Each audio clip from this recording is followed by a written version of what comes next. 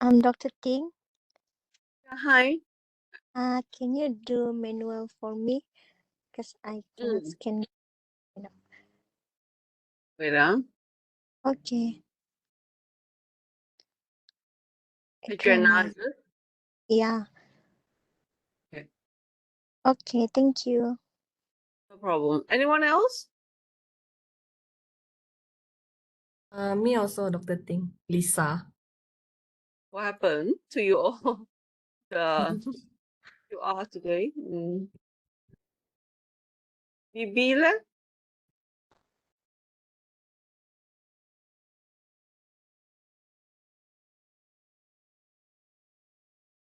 Bibi, are you here, Bibi?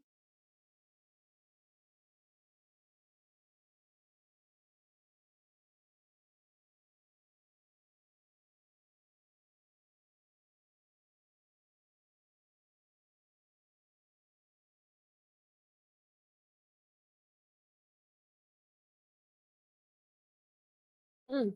She's not here, yeah? Okay. All right. Hi, everyone. Good afternoon. Good afternoon, Dr. Ting. Yeah, how's things going? We are finishing our classes, actually. Okay, what we are doing today is, especially for my part, this is going to be my last session with you guys, actually. And we have basically gone through with you things like scope management and from what is what is project management and why is project management so important to engineering manager like you all. Because most of us as engineer, we deal with projects, and because of that, you need to know project-based sort of management. So we've gone through that in the first class and components of project management lifecycle, project management, project lifecycle, project management lifecycle, and there are two different things because project management lifecycle is like things like planning, leading, organizing, closing, and execution, controlling, monitoring, and all that. So, and that is different from a project life cycle. So when you have a project life cycle, it's like you and me, we are human being life cycle, so we are going through our birth to our death, so a project life cycle is almost like a product life cycle, but it's not product life cycle. And there's difference between product life cycle and project life cycle.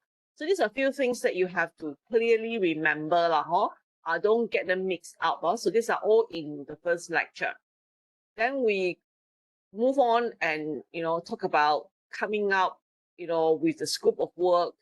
And with scope management, one very important factor is one very important thing is you need to know what is the difference between a project, and I mean project itself. There are components and also subcomponents and also the activities that contribute to the construction or to the manufacturing or to the building, or to the coming out of those components. So a project is basically to understand what are you constructing, what is it. The scope management is about what you are constructing, what is it that you're building, what are the components, what are the subcomponents, what is the product itself, down to the components, to the subcomponents, and that bit there requires a lot of studies, it requires a lot of knowledge as well to be able to come up with a product or a components, or something, an item or product or facilities that we engineers always produce for the public and also for your client, and it's exactly what they want and is making money for them. What is the good and the bad, of the options that you have and to study those options. And no clients like to be told that they don't have an option, and or a solution that comes with some form of choices. So we learn about that, you see. So I think that is actually something that we started very early on in the lecture. See, so I'm running down for you all these things. Then we also talk about, in the initial stage, whereby you at a pre-commitment stage, you are really wanting to learn about what are the components, what are the subcomponents, what is it that you're building, what is it that you need to fully understand that, see. And then slowly, as we go into the scope definition, the actual scope of work, the actual components, we understand those components already, and then we've already got different choices and how to study those choices using economics. And economics bit, Dr. Lee will cover with you next week. You have double class next week, so she will cover that with you, completely cover that with you over the 4 to 5 or 6 hours that she's going to have with you.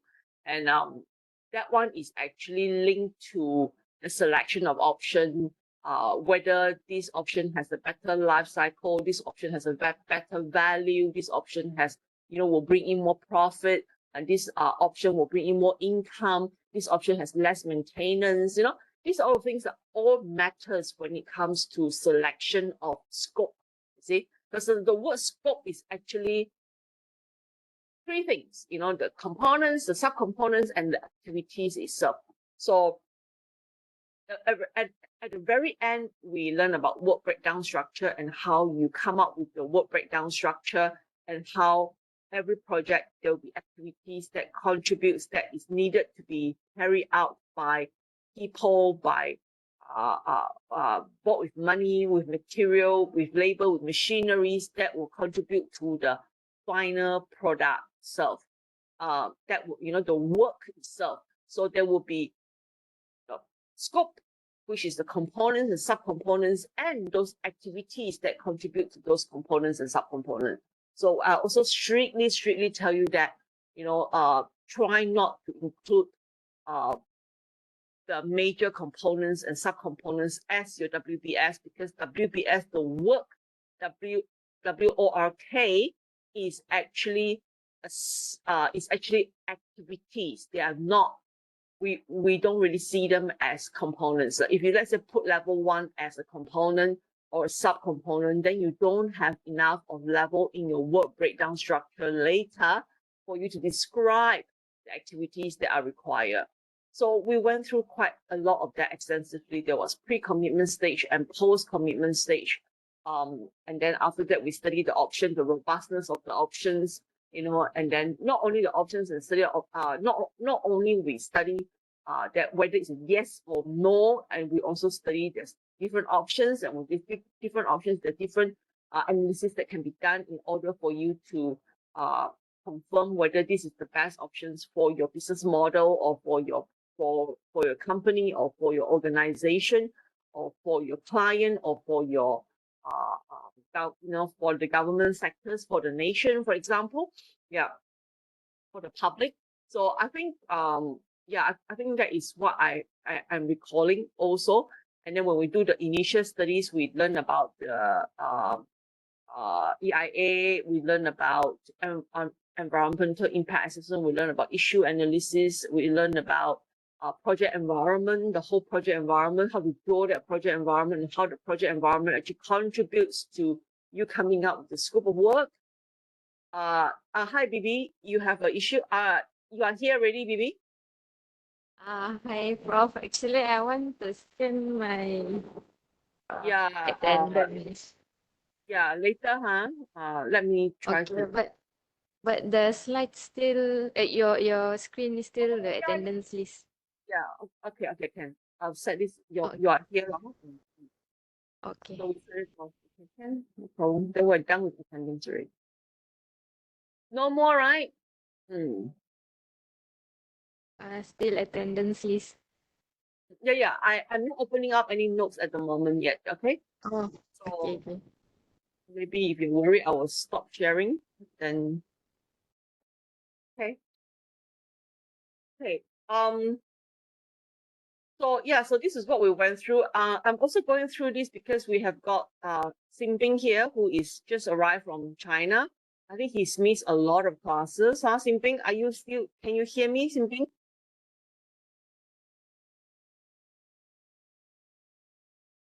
I hope you can. Yeah, you've been very quiet. We have actually. I mean, like I'm in my office. Over the next few weeks, if you need any help with your assignments, I know you're on campus, so you can come and see me at Dr. Lee, to actually catch up with your project and assignment. Nah, Jia Xinbing, very important. Nah, and I've already recorded this class as well, so that you can actually listen back to it. Everything is on eLeap, so all the notes, all the recordings, when we talk about recordings, I've made my recordings in 10-minute sessions, so you all listen to it 10 minutes by 10 minutes. So it's all day. Okay, please don't miss out on anything, because later on, if you start exams, it's going to be a disaster for everybody. Okay, especially it's a disaster for everyone, because we only run this subject once a year. So meaning that if you fail it, you have to wait until next year, 2024 October, to take the same subject again to repeat it, you see. So, and that will actually affect your CGPA as well. And CGPA is less than 3, you cannot graduate, okay? Yes? Okay. You have a question?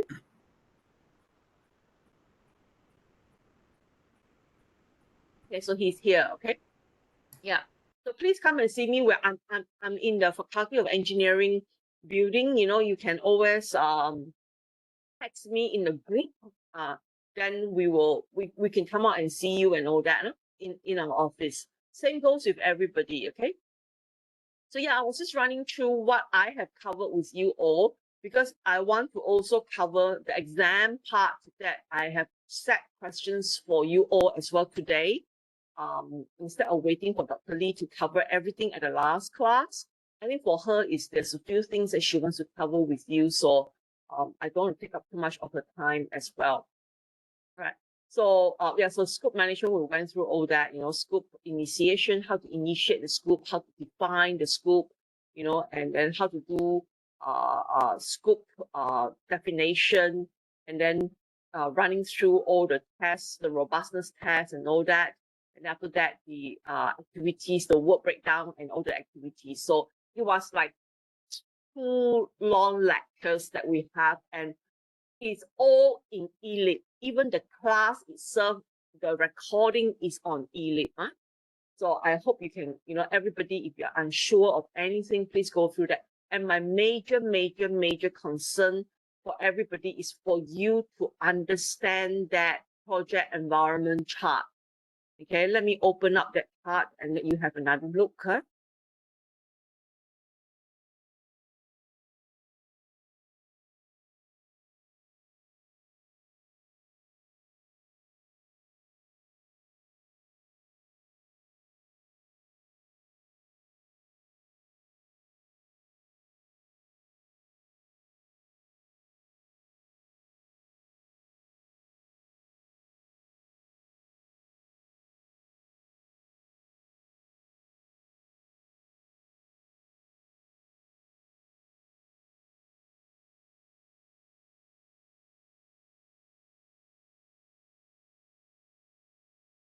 no? Hey, I'm still here. I'm trying to look for my notes. That's all. Don't worry. Oh, okay. Yeah, I'm at home, so the line is much more stable. In Unimas, the other day when we're having the assignment, we keep on sort of like get kicked out. So yeah, it's not very good. Oh, wait. Trying to find the parts on the project environment. Yeah. Yeah. Okay. So let me open the screen, share my screen again. Okay. You see my screen? Okay. So this was what we've covered in scope management. Okay, the process, the final outcomes, the deliverables or the components and subcomponents, and the processes, which are the works. These are the two major things. And of course, in between, we also have some temporary work that is necessary for the item. So we went through scope initiation. And scope initiation, we need to look at where the idea comes from, where is the needs and all the idea and all the where are the sources of the idea, whether it's through research, whether it's through marketing, whether it's through surveys, whether it's through direct customer feedback, media needs, insights, or it's just basically the customer's own dream or their own desire, or government, their own government building things for the people, is a nation's need, and all that is an obligation of the government, and obligation of the government for infrastructure for the people to improve the people's life, connecting people with roads and jetties and wharves, So these are all where the ideas comes from. And then we go into issue analysis and what are the issues surrounding the project. And this issue analysis and EIA, this thing here is very much related to these final pictures that I have shown you guys. It's like, this is actually very, my screen is moving, right, everyone? Yes, Prof. doctor. Okay, right. So you see, so this was what it looks like in a way. I mean, this is only an example, This is only an example. This is an environment scan. And this is something that I really need you all to appreciate very much, because if you don't appreciate this, you are going to be unable to create a scope of work that will really fulfill the needs, not only of the people who initiate the project, but the overall effect that it has on the society, on the nation, on the project environment, on the organization itself as well, you see. So the project is really a very small things in a center, and every time you look at these things, you need to understand that the project actually will affect, it needs money to build, definitely. It needs time to build. Yes, we always appreciate time, cost, quality, these sort of things, but we hardly appreciate that it actually contributes to the economy. It actually contributes to the income of the company, for example. And then it also will use technology, latest technology, or it may contribute to become the latest technology, or improve people's life in terms of technological advantage and all that.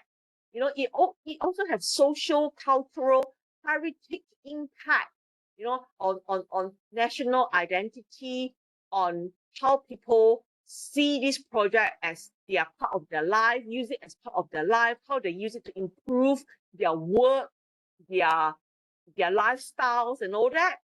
And then also it has legal, political implication, meaning that the project, let's say land itself, it may be on a piece of land that is, like, for example, in Malaysia, we have a lot of lands that are not perpetual, not what we call the land title is not forever. So you don't own this property forever. So these are legal implication on the things that you build and the things that you make and all that. And then there are land issues as well, land ordinances. If you're going to take, some of you have already taken legislation and also contract with me and Dr. Ambrose. But you also have to understand that, land itself, it will affect the project. The project will also affect, the legality of the facilities and all that. You see, I mean, the project itself, is a contract. It will affect it's part of the legal system. You see, so how you carry out the project, in this legal system is also contributing back to the effectiveness of the legal systems, to the effectiveness of the legality, the legal systems, and how effective these legal systems is, and that in a way will will affect, you know, your identity as a nation. For example, you know, people like to do business in Malaysia because, let's say, you know, you have a very good legal systems. You know, you go things by contract. You know, if Chinese contractor wants to become our contractor, we have a good legal systems. For example,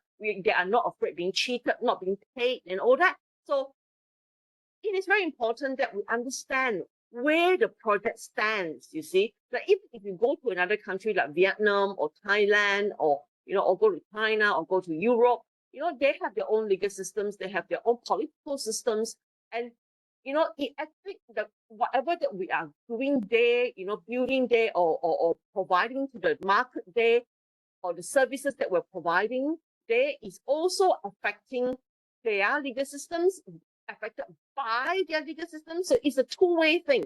So this actually, you know, we are scanning through the environment, you know, very, very simplified. We split up into physical, infrastructure, technological, financial, social, economic, political. You know, we can, you know, just read a very easy scan. You know, you do that.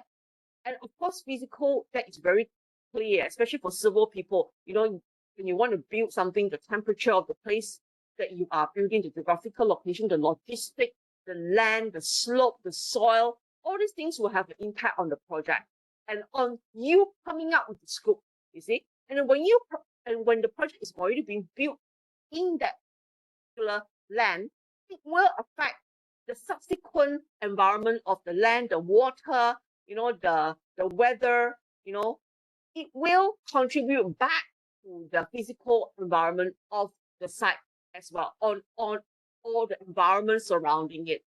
Okay, so this is something that I need you all to really, really know how to draw, how to look at it, and how to convert that, okay, how to convert that into your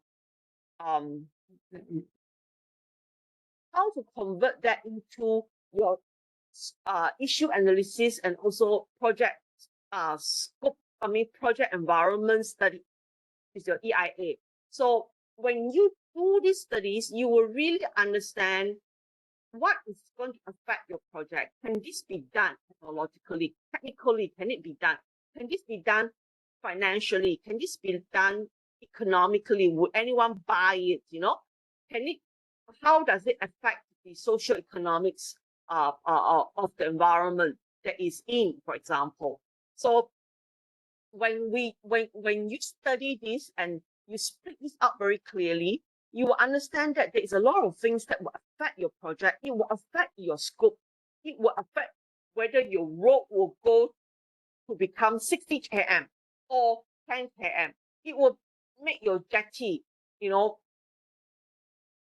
whether it's actually going to be a platoon or whether it's going to be a traditional RC jetty. So, or whether you need a jetty or whether you need a wharf, you know, so there is a lot of different options. There's a lot of things that, you know, the environment itself will contribute back to that idea, you see. And then the idea itself will also contribute back. You see, we've seen some arrows coming out and we'll see some arrows going in as well. So this is actually going to be, and some of these factors are going to be interrelated as well. So when what I'm actually talking about here, sorry, I'm just going back to the very, very initial stage, not only for Zhao, for Xinping's case, to give him a better idea. This will also remind you guys, because another thing is, this is also part of the exam questions, okay? I forgot to mention that. You must be wondering, like, Dr. Ting, what are you talking about? Why are we saying scope management? Yeah, so I'm just giving you a rundown, and on top of that, this is going to be part of your exam.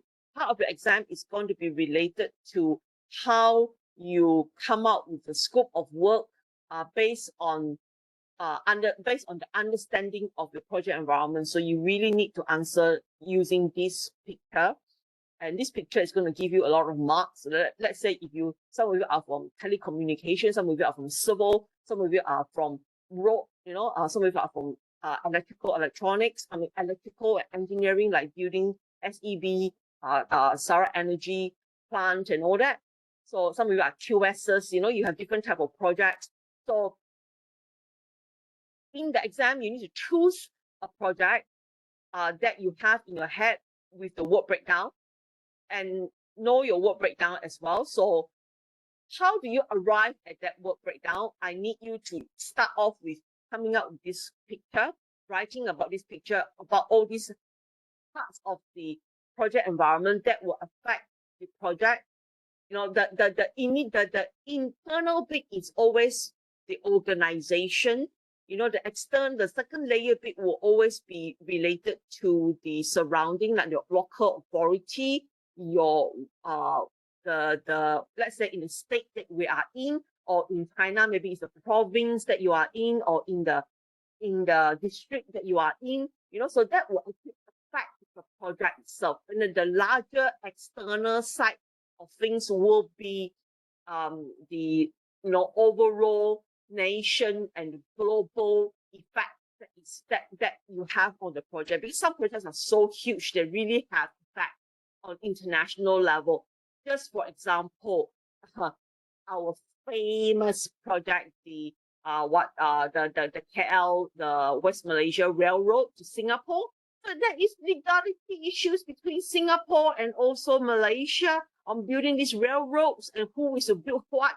You know, the legality, the technical, you know, and the maintenance, you know, who is going to maintain what, and all that. It will have an impact on the design of the project, on the components of the project, on the money that you're going to put into the project, and on the income that you will get from the project and all that. So many things, you know. So I mean, we cannot finish listing out in the exam, definitely, but I need you to be able to roughly, briefly select a project that can really point out all these things. So if I were you, I will really go and practice and write about this before the exams, okay? Because exam time, there's no more time for you to sit down and think, ayo, which part of my notes is this? Yeah, I think Dr. Ting mentioned this before, but I don't really remember. Are you going to memorize all these things? It's not like that, okay? So I'm giving you a tips now, and I'm not afraid of giving you a tip, because I'm not even afraid of giving you something that is very close to the questions that we're going to get, because I know nobody is going to, it really depends on how much you digest, you know, and how much you understand from the notes. And there's no point in memorizing everything and then try to vomit everything out. You know, there's so many pages here. You think you can memorize everything and then try to write it out in the exam? You cannot do that. And all the questions are very application kind of questions. So without a project, you really cannot write, you see. So that's why I have no fear for letting you know what is going to be in the exam, because when you sit down and write, you really need to understand what you're writing, you know, and you need to learn about this and digest it and then come up with the answer. And everybody's answer will be slightly different from one another because your project is different from one another. Okay. So this is something that we went through, and then that was part one of the notes. Okay, so this one here, I will leave it open for now, and then let me open the next set.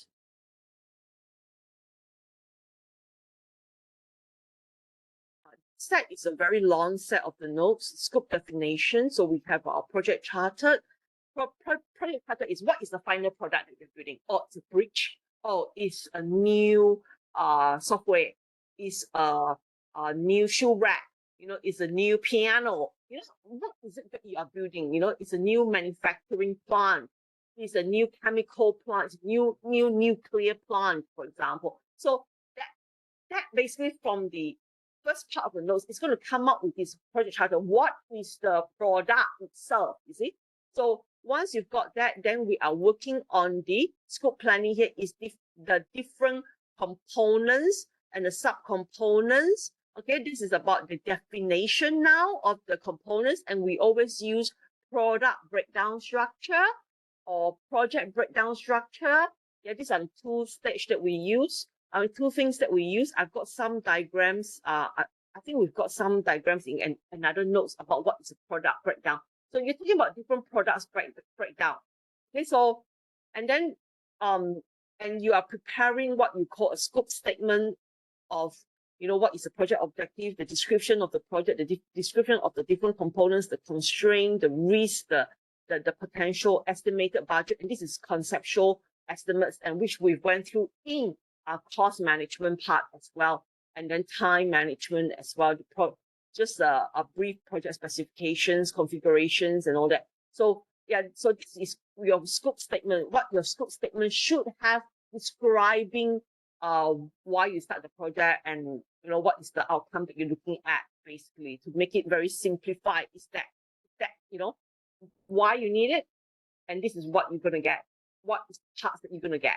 You see.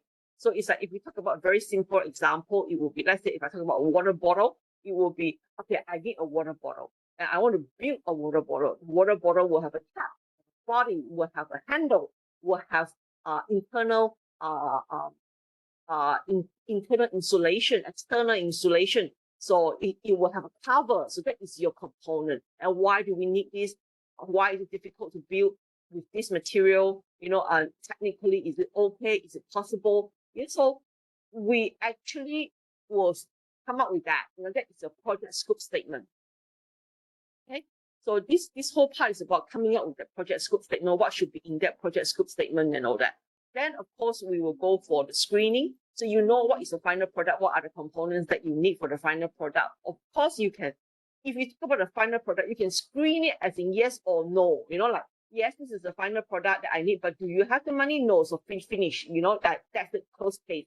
So we will have certain project that will be gone. Like bam, finish. No more yes or no parts already dead. And that's it. You cannot go on anymore. And the project that yes, it will go on, and then you go on and select the different components. Should I make the cap bigger? Should I make it? Should I make the bottle cap bigger? Should I make the water bottle fatter, shorter, filter? Like there will be different options. You see, so this is the part we describe about all the options. You see, the screening, whether it's economical, feasible, financially feasible. And then we talk about feasibility studies here, and different tests that we put into the project. And like I say, all these techniques, the calculation kind of technique, it will be described by Dr. Lee with engineering economics with this thing called net present value. What else? Cost benefit ratios.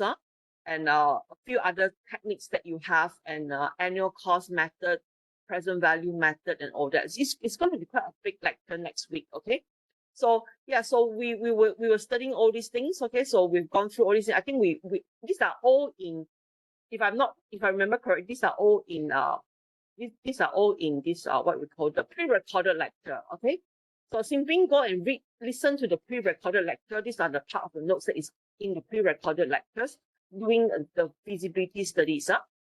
So yeah, so then in the end, the project work, a life cycle, we also have a separate life cycle recording on project life cycle, how to do life cycle study, life cycle costing study, and then also the last bit of the notes here, we have the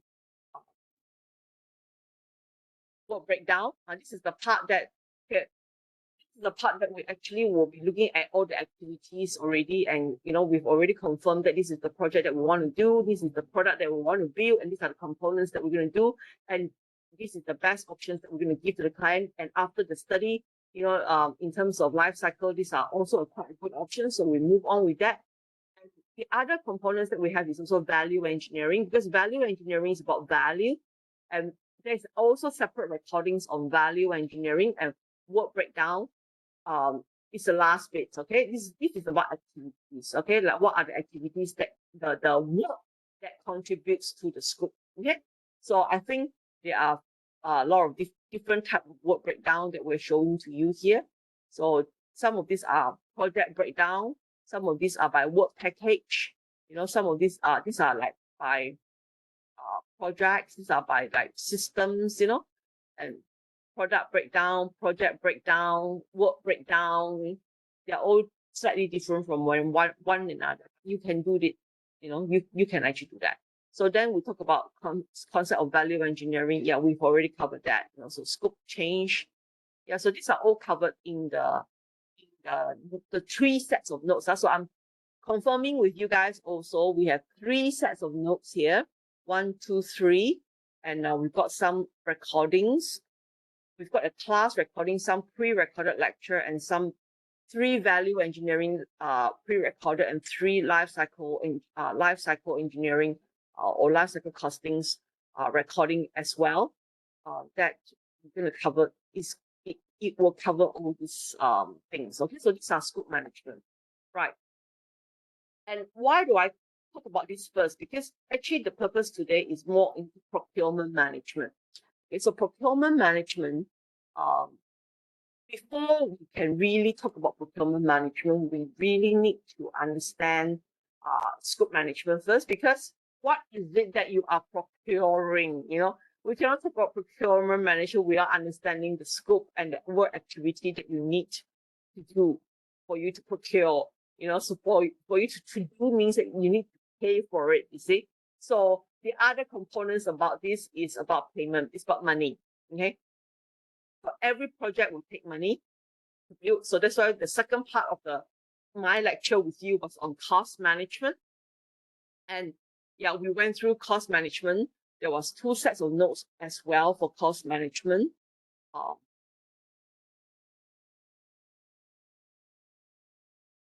is it?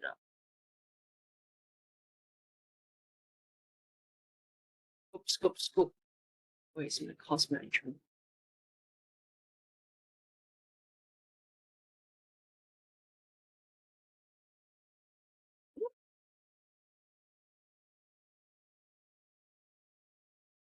LU, it's L7.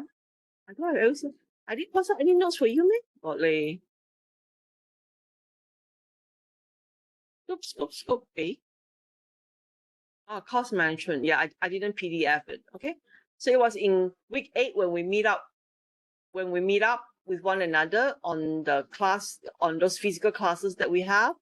And we went through pre-commitment and post-commitment of project costing. Okay, and pre-commitment, we went through a lot about project funding, you know, on about where to get fundings from. And now before you commit, you know, you need the client to be able to confirm whether they have the money, whether they're going to make money, there is money for it, you know, and all that. And then after that, we went to the techniques about cost calculation. Okay. So this was what we went through. So in the pre-commitment stage, is about sources of funds, about commitment of the capital, you know, and then whether you want to buy or lease, that is also something that you need to think about, or you move on and confirm on whether you're going to get financing for it or not.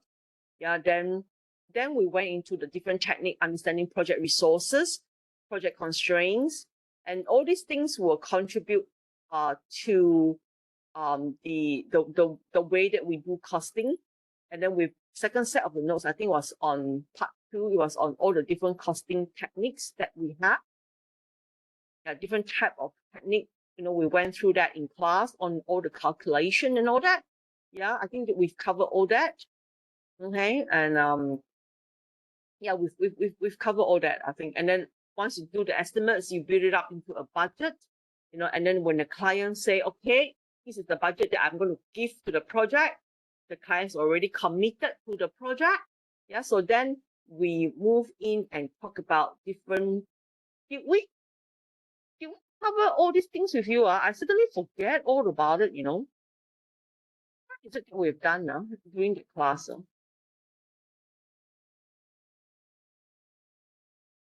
know we've gone through like all the calculation with you, and then because you need to do the assignment, and then you all went to do the assignment. Did I say that I want to do S curve and all that with you? Have I done EV technique with you? Cost monitoring and all that?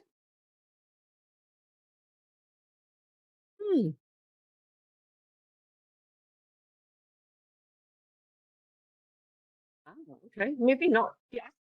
Do you know about AC, EV and all that? Oh, sorry, you have to remind me, you know.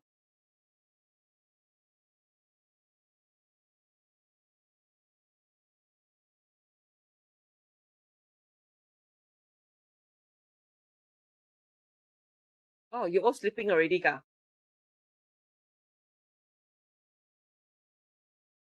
Okay. I may have done it. I may have not done it. Never mind. I will just do it again in case. Okay. Right. So after we have already done all the calculation or coming out with the cost, and of course, then it's a commitment stage already. When the things are being committed, we need to understand project cash flow, and also monitoring and controlling. And what is it that is very important that we need to understand? Why do we need to understand about cash flow? So cost estimates for cash flow analysis is basically you need to understand how much money going in and how much money going out, you see, at different stage of the project. And it's very important that we do that because you cannot owe people money in any project that you do, whether in manufacturing, telecommunication, whether you are a mechanical engineer or whether you are like me, a civil engineer dealing with, millions of dollars, sometimes billions of dollars of project amount.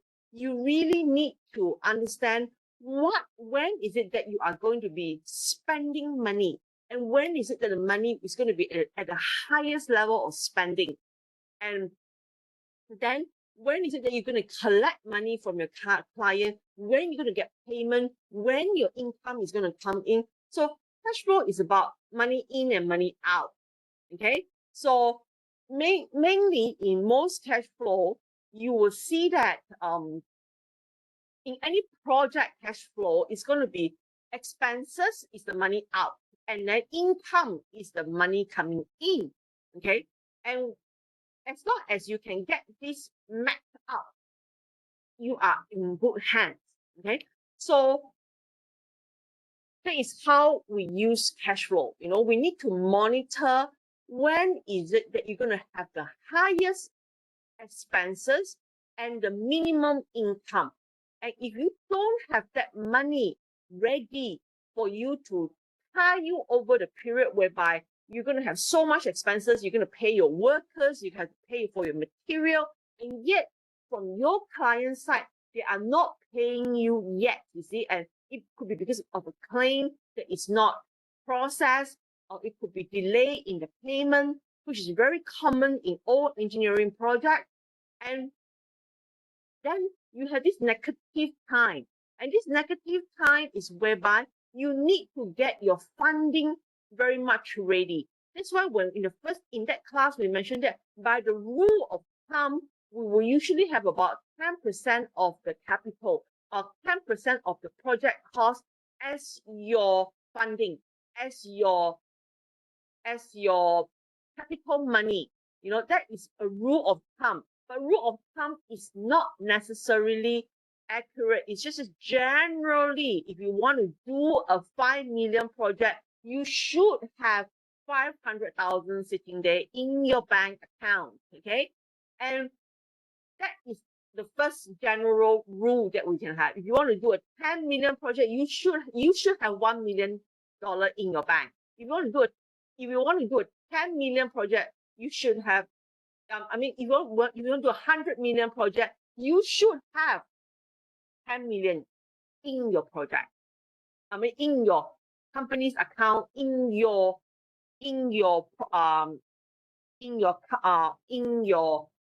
cash flow, in that sense, start the project.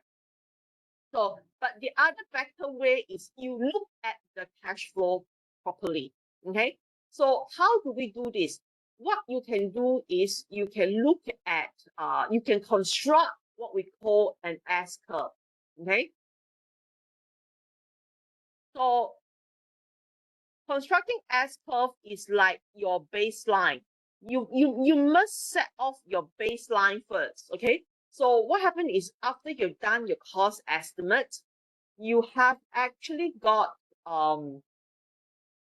you've actually got like how in your project that you've done your activities and then your work breakdown, and in your work breakdown you will have the different resources attached to it, and different resources have different money expectation and price and all that.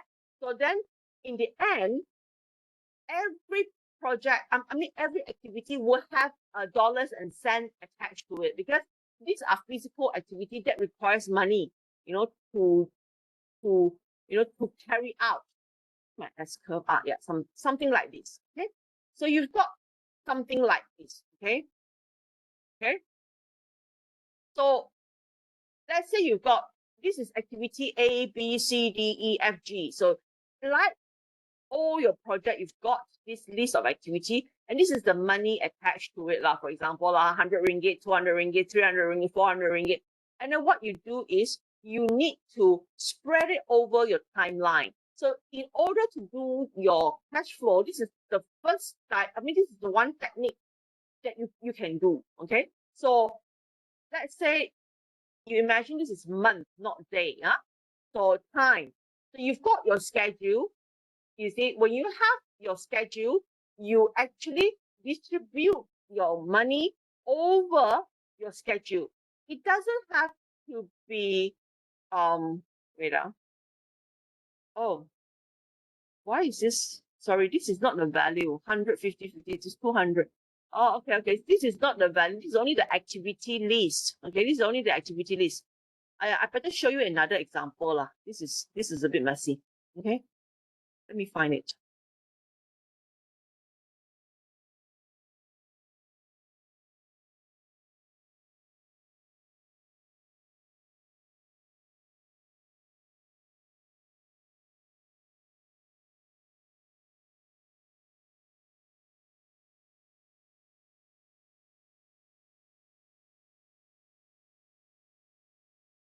Okay, so an S-curve is one technique that you need to learn. All project manager needs to learn. This is, like I said, this is actually commitment already. You already committed into the project. You've already accept, the clients have already accept the estimates that you have done, whether it's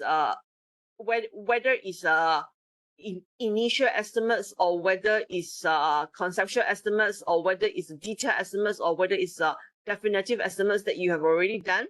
So you've done that. Okay, so with that, every activities will have some money attached to it. Okay, so for financial S-curve, what you need to do is you need to take your activity, and then what are the duration, and this is the cost attached to it. This is one that you've already calculated using the different techniques that we have. So you spread it out over your timeline, and you can evenly spread out, but not necessarily. Sometimes you can spread out over like equal. Sometimes you can have like 1,000, 200, 200, or you can have 400, 500, 500.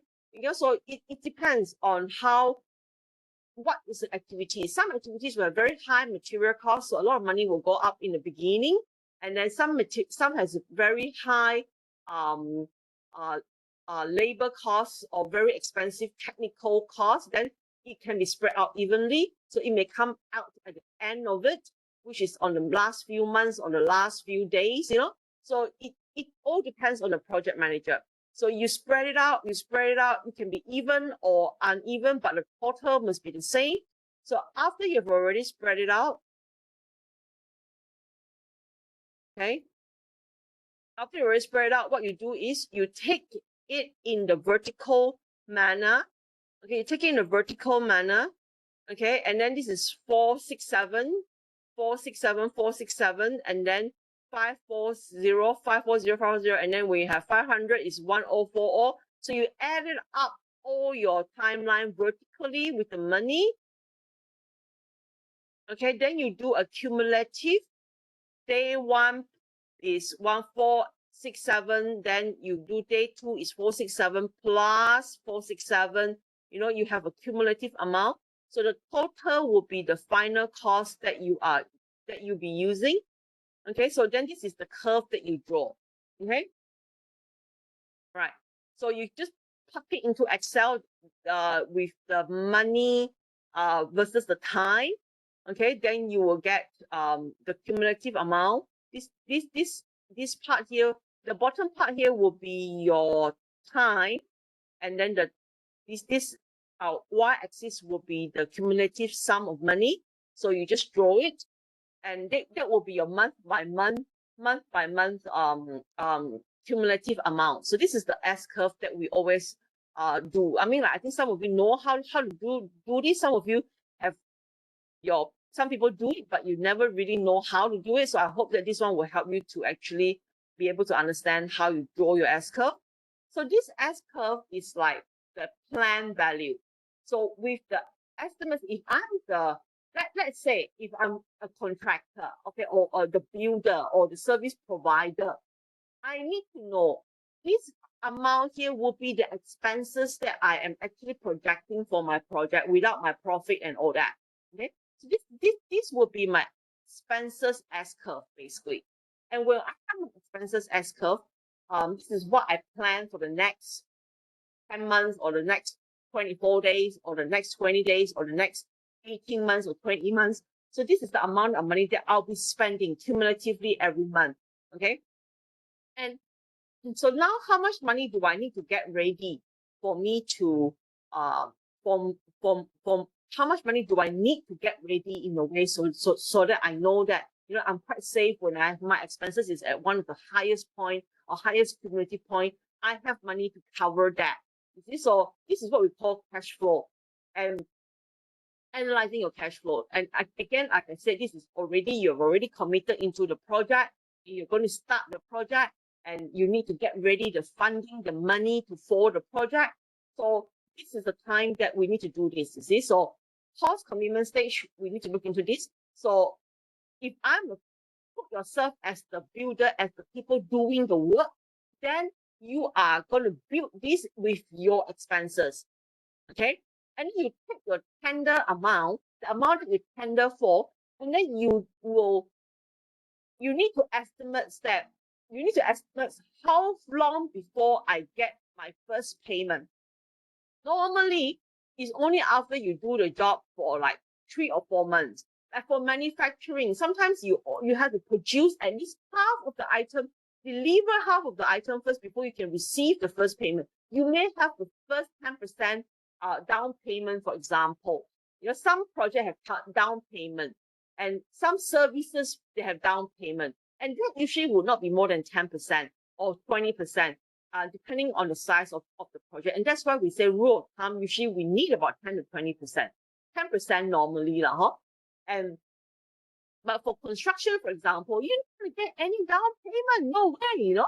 So what you're going to do is you need to get ready certain amount of money. So before your first payment comes in, and in most contracts, unless you reach a certain amount of work amount, they're not going to pay you anything, you see. So you need to estimate based on your tender sum or based on the sum that your customers or your client confirm, the contract sum confirm to you, you will estimate the payment time.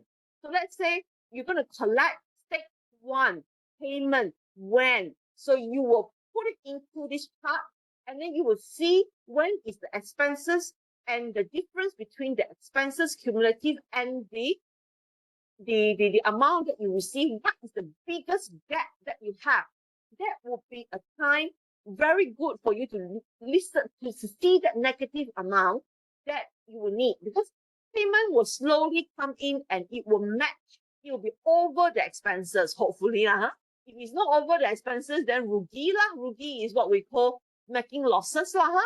So normally it will be over towards the end, it will be over the expenses. But at one stage, it will be under the expenses. And we want to detect all the months that we have negative expenses. And these are the time, those months that we have negative expenses is the time that you need to know this is the amount of money that you really need to get ready for your project expenses so that you don't owe people money. Like I say, I think we all understand that in this world, no money, no honey, no money, no talk, cash is king, you see. So, you know, if you don't pay people, like I'm sure a lot of you know, if you one day, today you don't pay people, say, oh, I haven't received money from my client, I cannot pay you. Next tomorrow, all your supplier will boycott you and not send you anything anymore. They will say that please pay up the invoice, please pay up the bill before I can proceed with the work. You know, so they need to make money also. They need to protect themselves also. So it's very common. If your government agency, like you all working in, some of you, you don't pay people, you think that they can survive, they cannot. Next month, they will say that they slow down the work already. You go and say that, hey, delay, no use also, you're not paying people. So money is a very important element in any project to get the project going in a smooth way. So as like say, I'm a contractor, I am the builder, I am the service provider. I need to know when is the time that I have the highest expenses and the least income from my client, and I have enough of funding to get through those moments, you see. Then if from the client perspective, a lot of you are, especially from the government agency, you ask your contractor, you ask your client, you ask your builder or service provider to provide you with a financial S-curve. Why? Because you need to get ready the money to pay them. So your financial S-curves will be, this part here will be based on your tender sum, on the contract sum. And this is how you draw out your S-curve based on those contract sum. Do we understand this? So from two different perspectives. One is the expenses perspective, one is the funding perspective. You as a client, you want to get money from the ministry, you want to get money from the government, the higher government agency level and all that. So you need to see the S-curve. You need to see that, oh, there are this project is going to last for 18 months. It will go through 2023. When 2023, when we need to pay the contractor, the first 10 months funding must be here, this amount. So from this financial S-curve, you can see that this is the money that you need to be ready to pay, your builder or your service provider or your contractors, you see. So that is the purpose of understanding that cash flow. Because from the client perspective, you also need to know your cash flow, correct or not? You need to know that this project has to have healthy, have to have funding there, have to be money putting. Some private client, they're very smart, they see the financial S-curve, they see that, or they're only at month 10 or month 12, they are going to claim 2 million. So that the whole funding for 10 months can be 3 million. So they put the 2 million in the fixed account somewhere in the bank and keep it there for like 2 months or 3 months and gain 3.6% or 3.2% of interest, and then because they know that they're not using the money first, you see. So this is how CFO of companies actually manage all these things, you see. So they put it in a bank account or they put it in some sort of like investment or stock or whatever, and then when the time comes, they take it out and then pay the client.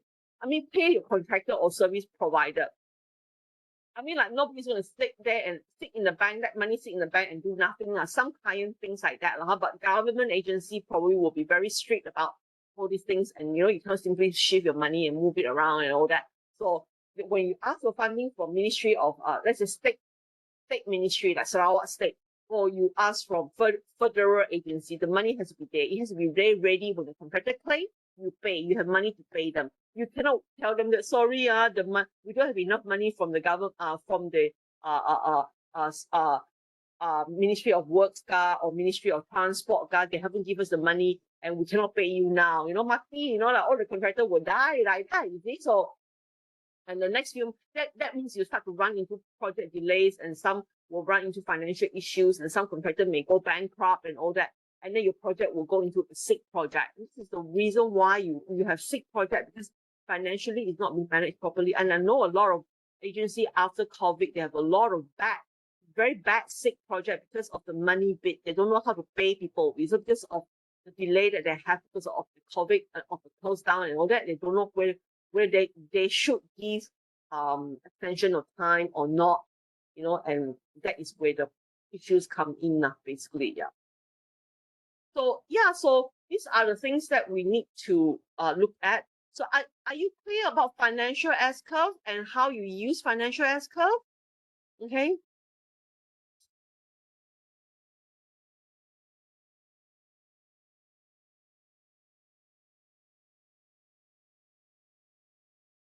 Yeah.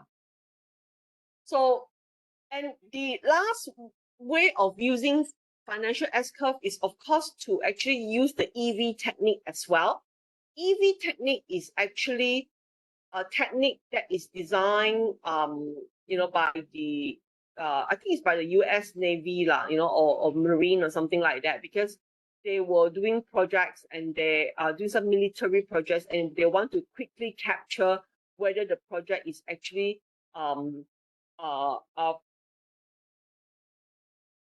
they want to quickly capture whether the project is actually running on time and on budget, and that is the technique that we have. We call it earned value analysis. Okay.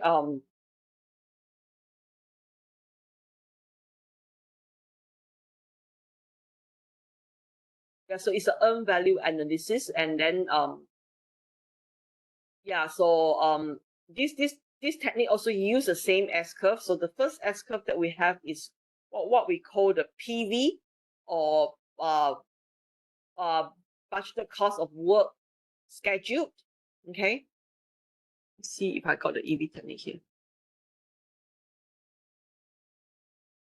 So PV, the first S-curve that I showed you just now, is going to be the PV, the planned value. So this is the budgeted cost of the work scheduled.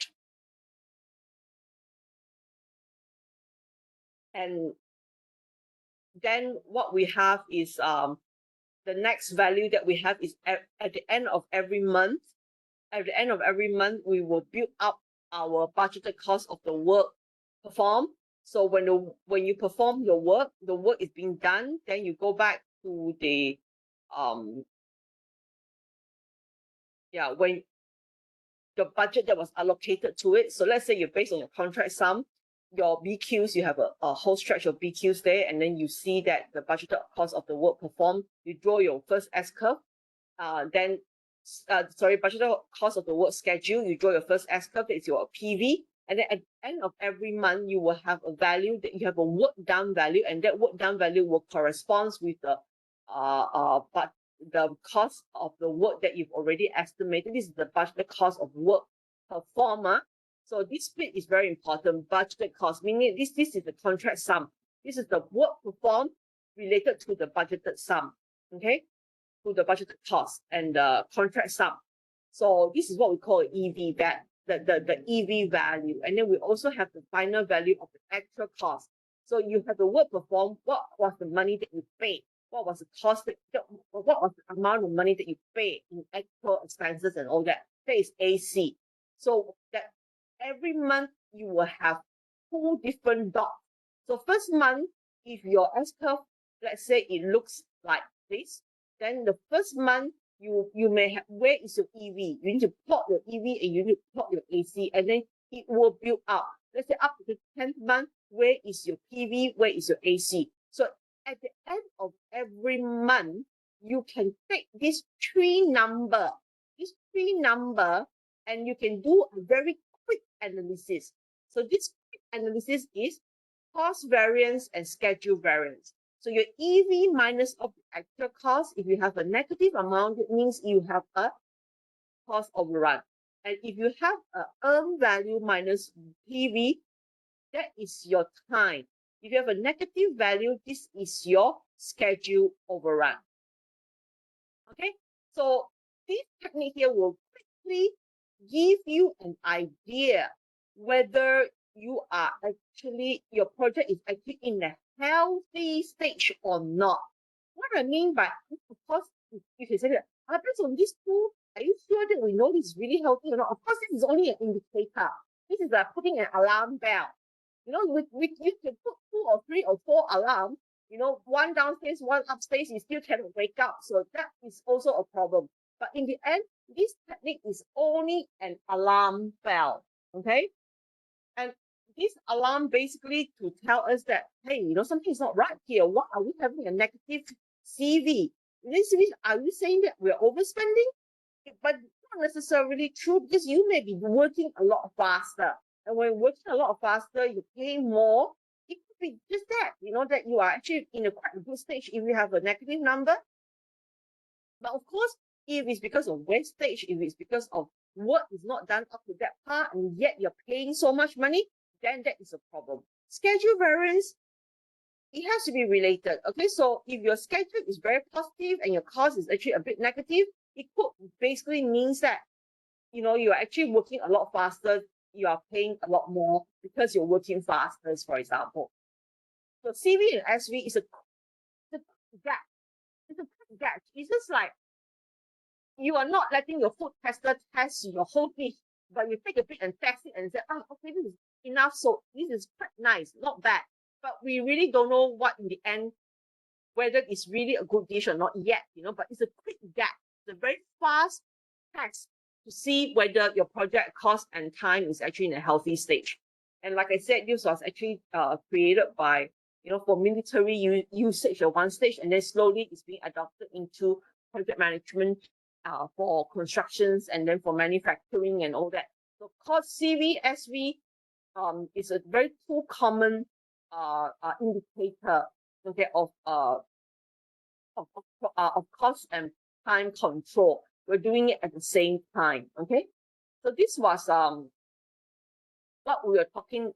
This was something that we missed out the other day, because I was saying that concentrate on doing your estimates and then finish up your estimates. Now I kind of think about, I kind of recall now that I said, please go and do your project, and then after that we will come back and then we can talk about this cost commitment stage a bit more. Okay, so this is basically the cost commitment stage that we are talking about. Okay, anyone have any questions so far?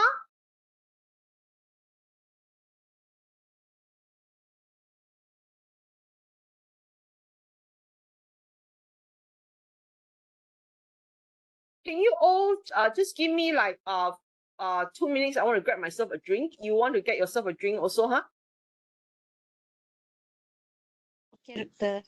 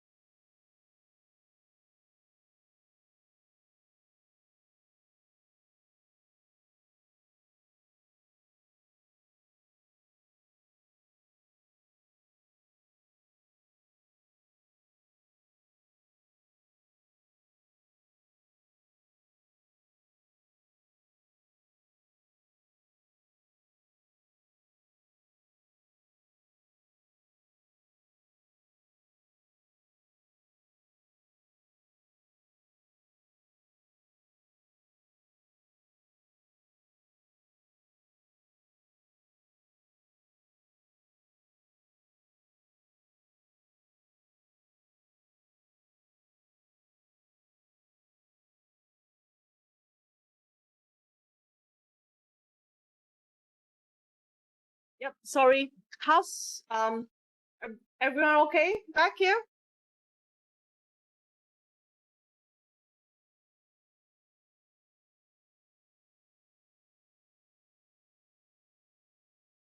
All right. Yes, so yeah, so basically you just have to remember for cost management, the essence of cost management is number one, pre-commitment stage. Okay.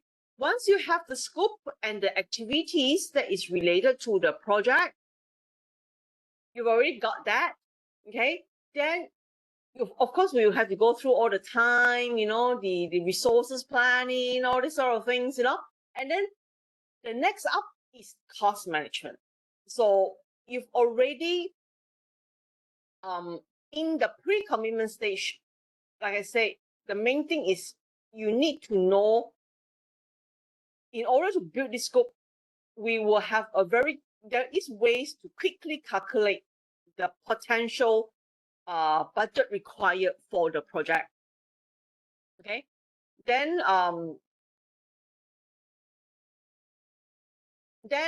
what we're gonna have is you need to understand where the funding will come from. Okay, and then of course another important thing is, if you are interested to know, it will be whether the project is actually worth for you to commit yourself into.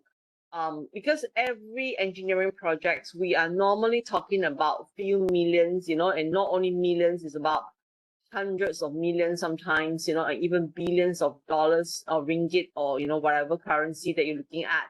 And this is a lot of money actually. So another part about funding, about where the money is going to come from, a lot of times it depends on whether your project is a good investment or not, you see. So this is the part that you will need to have some form of financial management financial management knowledge to you all. Like how to look at profit and loss account, how to look at balance sheet. You can look at, let's say now you're all investors, like we are all very kaya, very rich people, and then we want to invest into project. We've got a lot of money sitting in the bank, we want to not work and be an investor like Warren Buffett, and yeah, all these big guys, and you want to invest into certain things. Okay, so now you want to come to Malaysia, and I mean you're here in Malaysia wanting to invest in one of the project, in one of the big infrastructure project like the mass transit rail or the ART or whatever. Okay, so we will definitely need to work out on, looking through the project, the amount of money that the project will be spending, for example. That is very common, because you need to know that, to build all these things, to carry out the work for the scope, you need money.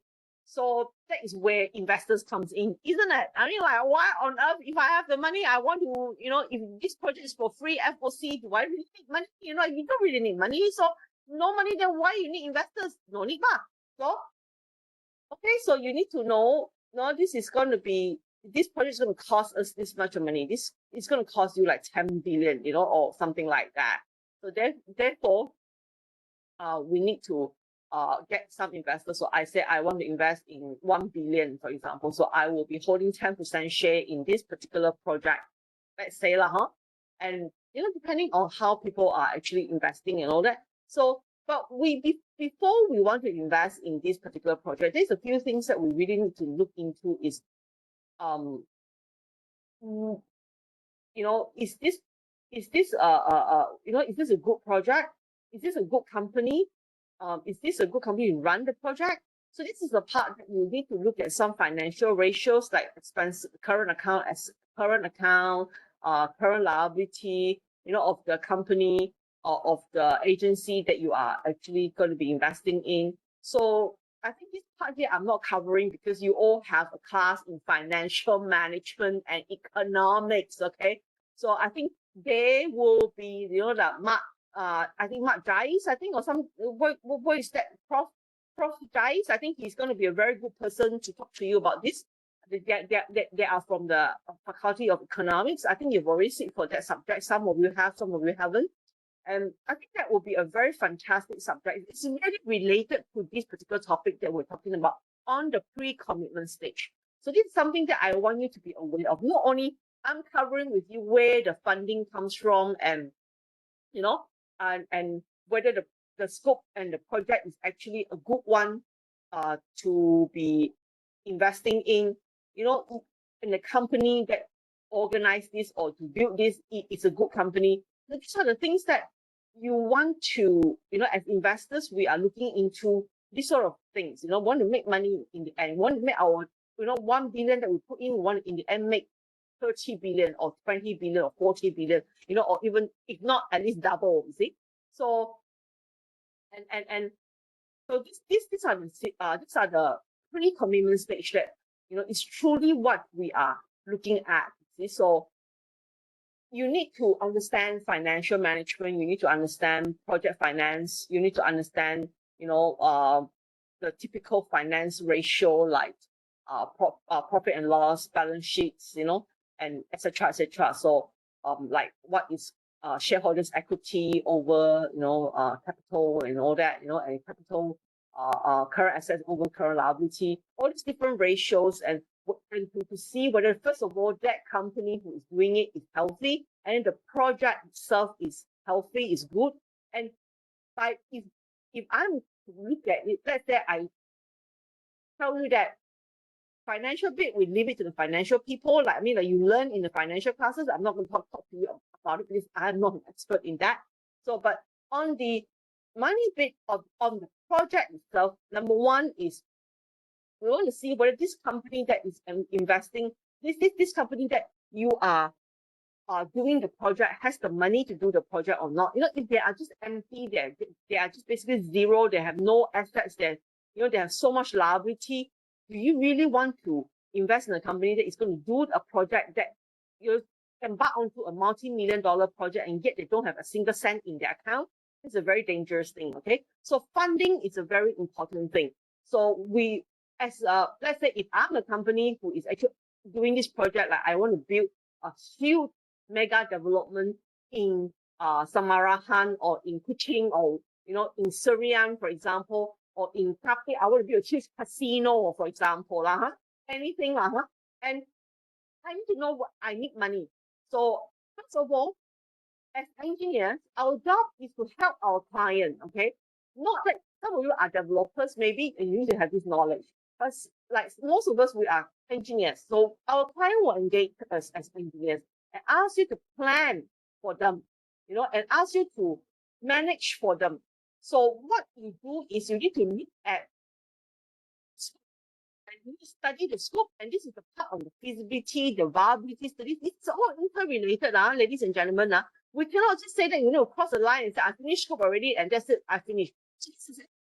During that scope management bit on feasibility studies, on option studies and all that, we are already looking at different options and different components and changing different components, and value engineering on maintenance, LCC. LCC is in maintenance, operation and maintenance costs and all that. Different options will give you different kind of costs, you see. So some may be very high in maintenance, some is high in operation, some is very cheap capital, but it's high later on. Some is high now, but later on. You know, some is very expensive. So in the end, are you going to make money from it? So this is the engineering economics bit, project evaluation bit that I, as engineer, we must know how to do, you see.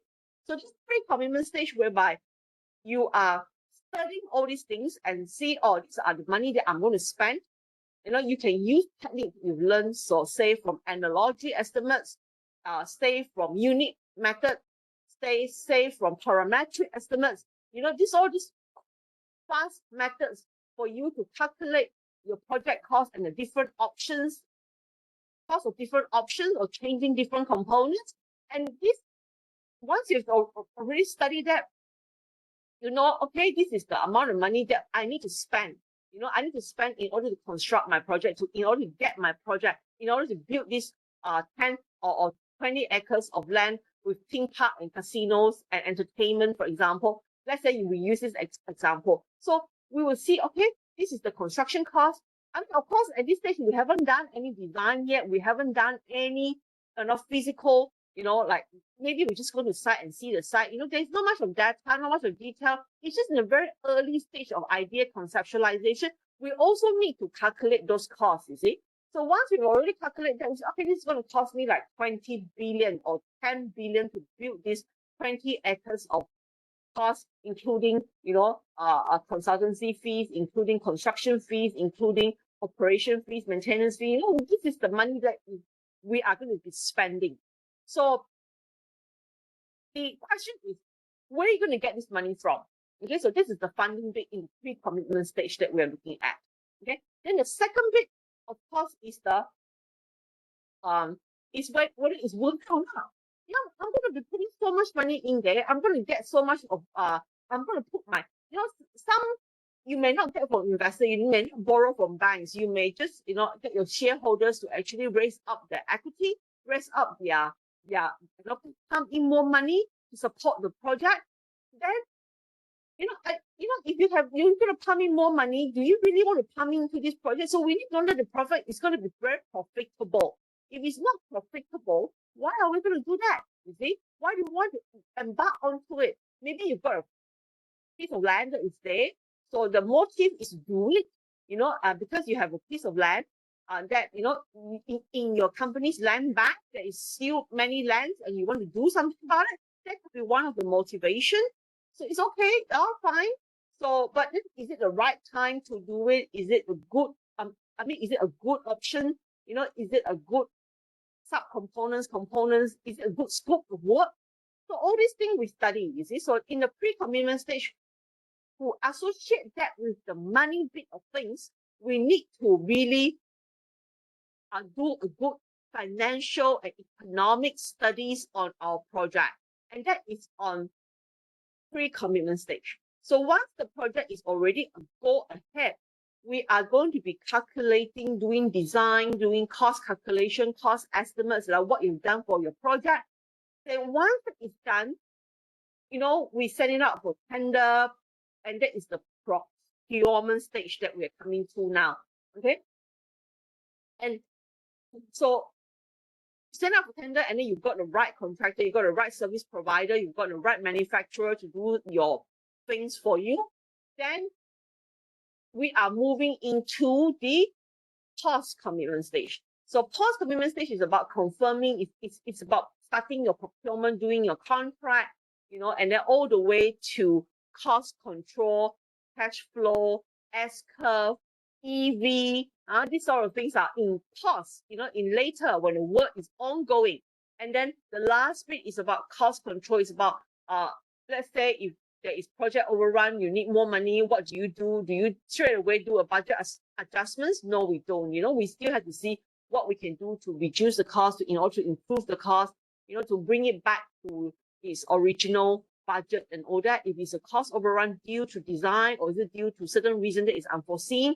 So this is all tied in contractually. So I would say cost commitment stage is actually very much related to procurement management. Okay. Then the last bit, if no choice, we have to do budget adjustments. Okay. So that is basically the whole picture on cost management of the project. From the project management, from the engineering perspective, as an engineer, as a technical person. Some of you are not engineers, some of you are QSs, or architects maybe. So yeah, from that perspective, this is cost management. Okay. Are we clear on that? Have I summarized it up for you properly? You want to ask any questions? I mean, it's very quiet. I'm very worried, I'm checking my phone regularly to see if any one of you is messaging me, telling me that you actually cannot hear me for half an hour already.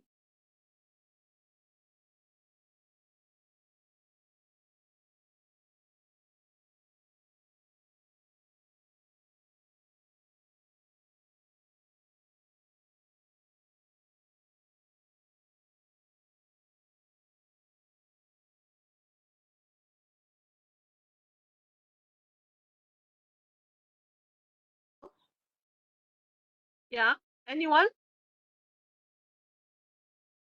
Oh, Comments? I thought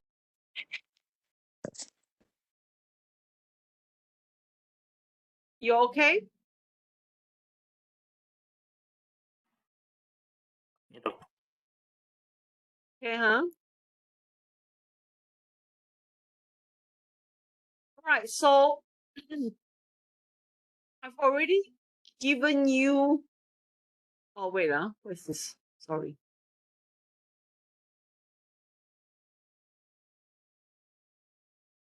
So this is how I'm wrapping it up now for you all, okay? Like it's course is already all done. Okay, the notes are already in there. Plus today's lecture, I think we've already covered all of the cost management.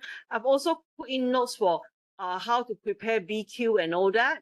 That one is also another technical things that is part of cost estimates and estimators worksheet. Okay. So these are all, I've got a few samples that is already in the e-lib already for you to look at, you know, that is related to the class today. And let me just take a look at something very important here. Okay. All right. Wait. You can't see my screen, right? You can't, right? Confirm, huh? Can you see my screen? No, no, no, right? There's nothing on my screen, correct or not? No. Okay. Because I've just opened the test paper to take a look. Because if I open my screen, then I'll be showing you the exam paper already. Okay. So exam, I would have a question with you on scope planning. Okay. And I think you need to learn about project life cycle. You also need to learn about that diagram that I told you. I've already explained that to you just now. And then also, I actually also have a question that is related to feasibility studies and how the feasibility studies will actually affect how you determine the scope for the project. Okay, the concerning, okay. So you need to understand how to conduct feasibility studies, like I said, the part that is on the project testing, I mean the project different tests, the robustness test and all that, and how that feasibility studies will actually impact on how you determine the project scope. Okay, so that will be question from me. There will be question part A and part B. One is more on how the how the characteristic of the project, meaning that diagram that I show you, how that impact your scope planning, how you come up with a project charter. This is two different things, ladies and gentlemen. One part is the question, one part is dealing with how you come up with the what that you want to build through project characteristic with issue analysis and also EIA. That with that diagram that I was showing you on the project environment scan, how that actually help you to determine what product that you want to build. Okay, that is first part of the question. The second part of the question is the part that you already know what product that you want to build. You've already worked out on the components of the product that you want to build, but then you want to study whether this whole scope is actually feasible through a feasibility studies, and that feasibility study would further determine the final scope that you are going to be doing. Okay, and that includes the work that you'll be doing as well. Are we clear on that? So this question is two parts, A and B. A is going to be focusing on, in the end, is what? What is it? Is a bridge? Is it a new development? Is the yes or no, basically, And then the part B is the part that using feasibility studies to study. Feasibility study can include economics, can include social, can include environment, can include legal and all that as well. You do your feasibility studies, mostly it's technical and social economics, that you're doing a feasibility studies to study if the scope that you determine is actually doable or not. Okay. and whether you need to replace some of the parts, or you want to include or change or improve on some of the different components or subcomponents in order to make it a more feasible project. It's different, huh? So the way that you answer the two parts of the questions is actually very different. This is on scope management, okay?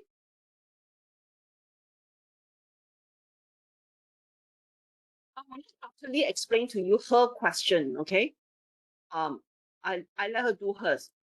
Then on the money bit of things, I would need you on cost management.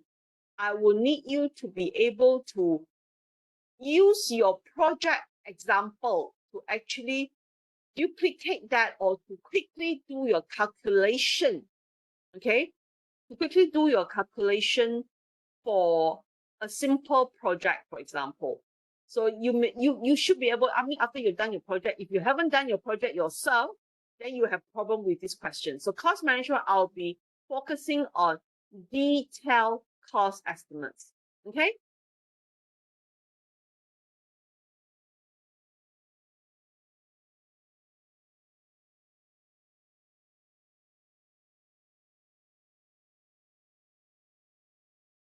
That is my part.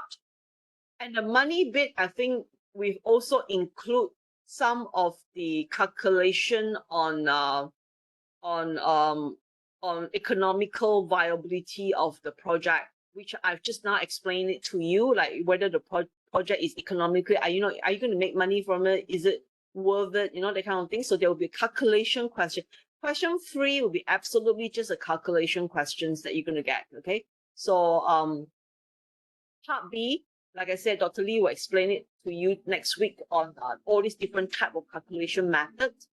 Yeah. So all the best. Okay. And yeah, so that is two questions already on the exams. Okay. Let her explain to you on the calculation bit for her part, which is on the on the method economic viability of the project. So meaning that if you're an investor, now that you are looking at the project, whether your project is actually economically viable, these are the data. Can you do your calculation and see whether you want to invest in it or not? So this is the answer is in the end, whether do you want to, is it economically viable? Would you as an investor want to invest in this project? So these are part and parcel of a question, okay?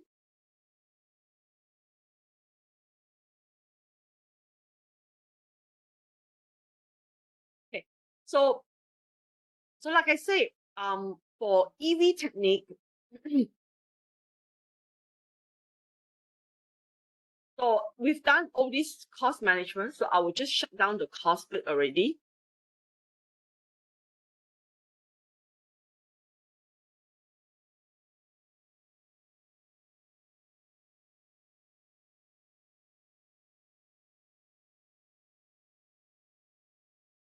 Okay, all right.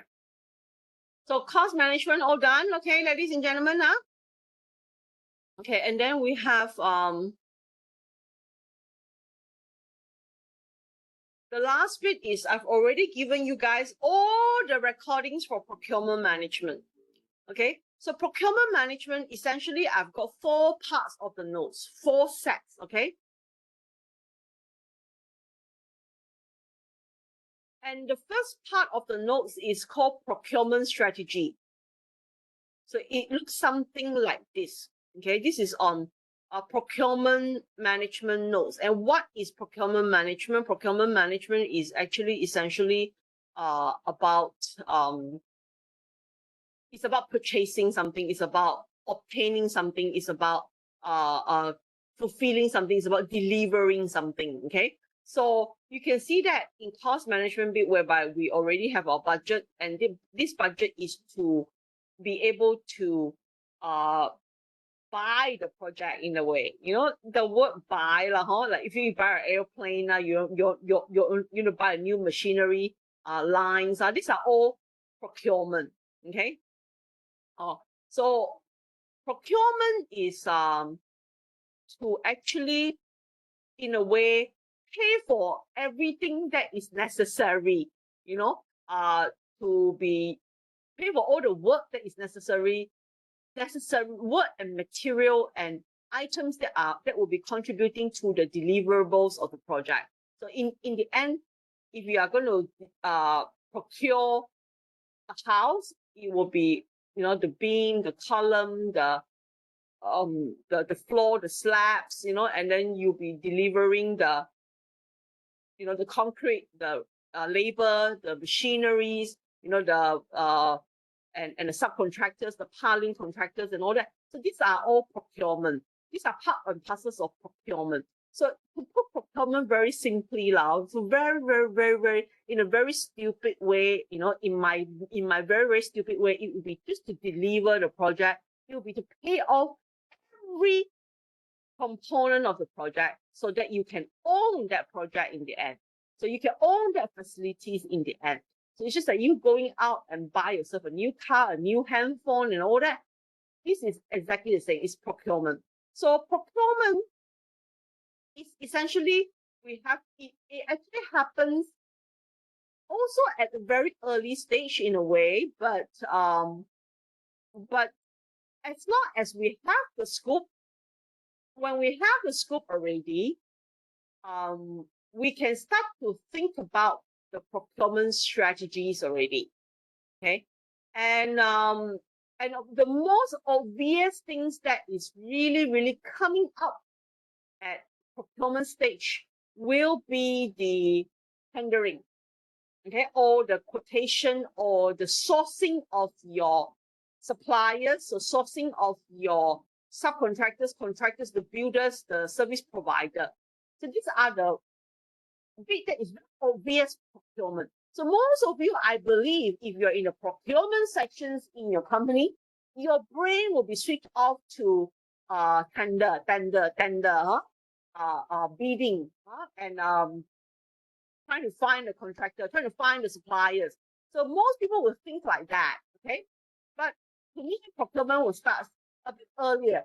So once you've got the scope already determined, your scope of work, or scope of work determined already, you will know what kind of complexity the project is. You know the characteristic of the project is. You know what can affect the project and what the project can affect. Then you are it is very important now at this stage to actually understand what sort of procurement strategies that you want to use. Because procurement strategies is the time that you will actually, it will actually affect relationship. And what relationship? Who is the boss? Who is the supplier? Who is the service provider? Who is the contractor? And that is the establishment of that, the very initial establishment of that relationship, and how this relationship will actually be on a good stage. Who is going to be the more, not the more important, but who is going to be the boss here, you know, and who is going to be the one that is in that relationship. It's just like every relationship, you know, the way that you arrange the different people, you may get a different effect. See? So today I'm a lecturer, you are my student. So this relationship is in a way that I actually hold a little bit more, I won't say power, but it's a bit more authority in a way. So if I'm the client, you are my builder, then I will hold a bit more authority, you see? But another part is the designer. If the designer, usually in any contract, the designer seems to hold a bit more authority compared to the builder in a sense, you see? And the builder will probably have a bit more authority compared to the supplier in a way, because they will determine which product they want to use and who they want to order from. So that line of authority is part of that relationship. And if you have a good procurement strategy, that means you are arranging people in a way that is in a very good way, that they are not on any adversarial relationship, or they, you know, they don't hate each other, or they're not scared of each other. There's nobody who is super in authority and power and somebody who is so low being abused, you know. So procurement strategies is this important function that we really need to know how to arrange this procurement, this procurement, what I call procurement environment in a way for the whole contract to proceed later on. So once you have that relationship, then we are looking at how to contractually bind them together. And all these different contracts, when people are in a different relationship with different authority, with different power, with different responsibilities, with different roles, you need to draft your contract in a different way, you see. So you may add in clauses, to push forward certain authority, or you may want to fight for more rights in a way in the contract because the other part seems to have more authority. So you see, these strategies that we determine in the first place will later on affect the contract that you're going to pick, you see. And then once that is determined already, you will look at the different documents, that is the clauses, the terms and conditions, the specifications, the drawings, everything. It will be affecting the contract type. So the project documentation will be affected by the contract type that you have. And the contract type will be affected by the procurement strategies that you have. Can you guys see the picture of this line of order in that way? I'm not scrolling my notes. My notes is dead at the moment. This is what we talk about in terms of procurement now. So this is the major summary pictures that I always show my students in the sense. So you see, in the initial stage on the requirement cycle, this is actually in what we call scope management. You are determining the scope, you are determining the scope of works, you're doing the cost estimates, and then cost commitments at that pre-commitment stage. Once you determine the funding, this is the requirement cycle is already all done.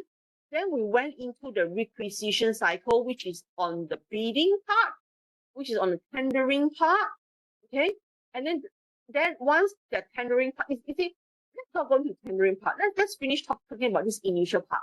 So this initial part is the part that, in the scope management, we talk about different type of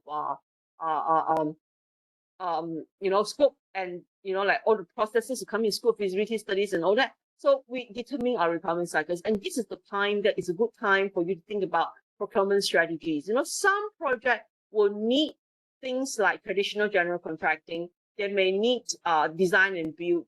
Some project may need turnkey method. Some may need JV. Some may need partnering. Some may need, public-private financing. Some may need government to work with the private sectors to carry out the project. So you see, the different procurement strategies will put the client and the contractor at different type of relationships. So for the recording itself, basically the first 5 recordings that I have of procurement strategies, the recording itself is actually very straightforward. Is what are the procurement strategies? Okay. Here, what I'm talking about now is overall the whole system of procurement. Okay. So then you see the different procurement method and the procurement strategies, what is advantages, disadvantages, how people function, one another. These are in the pre-recorded lecture already. So I'm not going to repeat that. Okay. So you go back, and if you haven't listened to it yet, please listen back to it. So this is procurement strategy.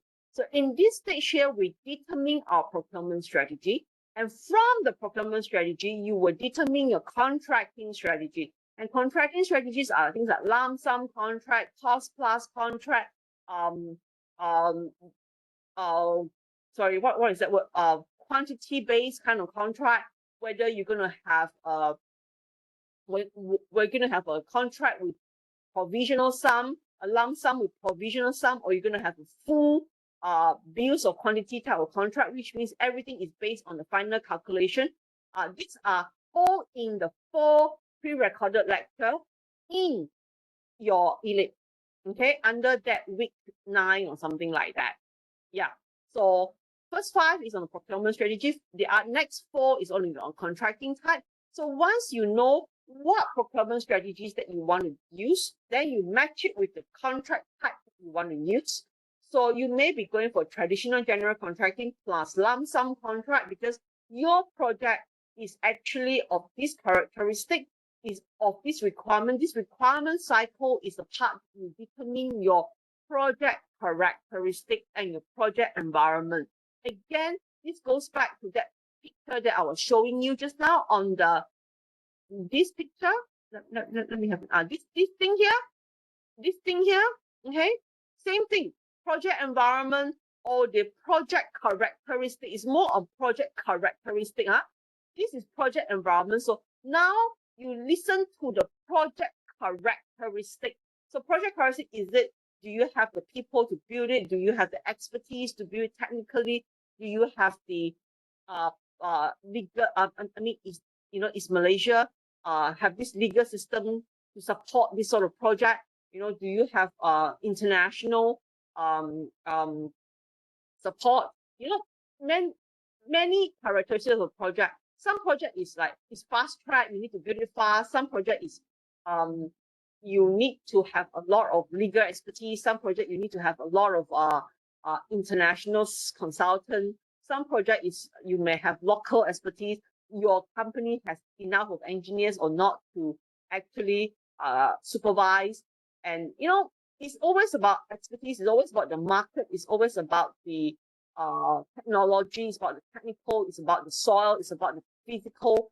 So again, it sounds like this thing. You can use this as the basis to create and understand your project characteristic. So you've already done your scope. You've already done your scope of work. So now it's about, okay, this scope of work. Do I have the people to build it? Do we have a market to get people to do this for us? Do we have the technological advantage? Do we have the design expertise? Do I have the money? So these are all the questions that you can answer about your project. So in the requirement cycle,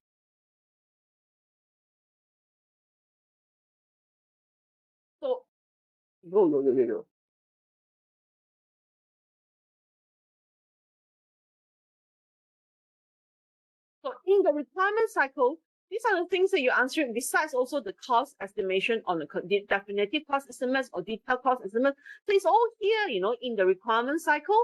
So yeah, so the detail of all these different techniques and advantages, disadvantages, you have to study it, you have to learn it. These are all in e-leak in the pre-recorded lecture.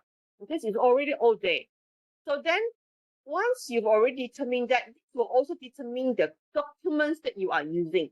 Documents, we're talking about drawings, we're talking about specification, we're talking about maybe project quality plans, we're talking about other things like, what else? Like contract itself, like the terms and conditions. Are we going to use standard form of contract? Are we going to use certain terms, certain conditions in the contract? Are we going to write our own contract, or are we going to use standard form that is available in Malaysia? We have standard forms that are available, such as PWD 70, PWD, or Public Works Department, or what is that thing called? JKR, Sarah form of contract. I think ECA, they all know about that. And then you've got the West Malaysia one as well. Then you've got the PAM form, you've got the CIDV form, you've got the IEM form. So there's many different types of standard contract that are available. But that is also for construction now. So for manufacturing, like for SEB, they have their own contract. Internationally, you've got the FIDIC form. You've also got NEC from the UK as well. Singapore also have their own forms as well. So every country literally will have their own standard terms and conditions. It's just like they have already drafted it and it's already out there in the market, in the different industry. You've got a standard, like bank also, you want to sign a mortgage, they have a standard conditions and all that you have to sign, correct? Now you can apply a credit card, also they've got some standard terms and conditions that you have to agree to and sign and all that. So same thing. So for every industry, we have our own standard form. So the standard form, you can use it and just use it for your project directly. Like Sarawak Energy will have their own form, and they have their own way of, writing their own contract. Okay, so if you're working with them, they will use their own form. If you use in Putrajaya, in KL side, they will have their own form. Sarawak, we have our own Sarawak form. So this form is like a standard size T-shirt for every person who wants to enter into a contract. You can use it. It's like we call it a form, FORM form. It's just like something that is already, all the words are there. You don't really have to think about how, or engage a lawyer or whatever to write it. That all the standard terms and conditions are all there. Okay. So technically, this is what we are looking at in the requirement cycle. So this will determine all these documents. So then once you've already got these documents ready, you are going to be ready to find the person to do the job for you, and that is in the tendering stage. Okay, so this is in the requisition cycle. So we are initiating requisition, and this is the part that we are inviting people to bid. Come, come and tender. So you have the 10 different types: tender, open tender, pre-qualification tender, selective tendering, negotiation. So different type of way, or you can do it in a proposal format, proposal bidding kind of format. So many different formats for finding the person, the supplier, finding the right person to do the job for you, or right company, right organization, right group of people to do the job for you, to carry out the job. Okay, job as in to carry out the work, to deliver the components and subcomponents, and finally to deliver the project or deliver the product itself. So this is the requisition cycle, and the detail of different type of tenders are available in the last week that the last week that I showed you, I gave you those lectures is already all there. You have to read it. But in the big picture, this is how things flow. Okay. So in the solicitation cycle is the part that, once you've already confirmed on the tendering method, so the tender will go on, the bidding will go on, proposal will go on, the presentation will go on. Then solicitation part is the one that you complete your negotiation, you determine which is the best person to do the job for you. It's almost like an interview. You've got one job, but 10% interview, you want to get one position. So you are sitting down there scoring. This person is good, this person scored 85, this person scored 75, but he has more experience, or this person scored 79, but he's asking for lower pay, for example. So in the solicitation cycle is the selection cycle. Okay, so the selection cycle is whereby you are finally confirming on who to go for and what are the final pricing that you're going for. Okay, and then the last bit, so this bit here will require company to actually create their own checklist, their own rubrics, their own marking scheme for selection of the contractor, okay, or the builder, or the service provider, or the supplier.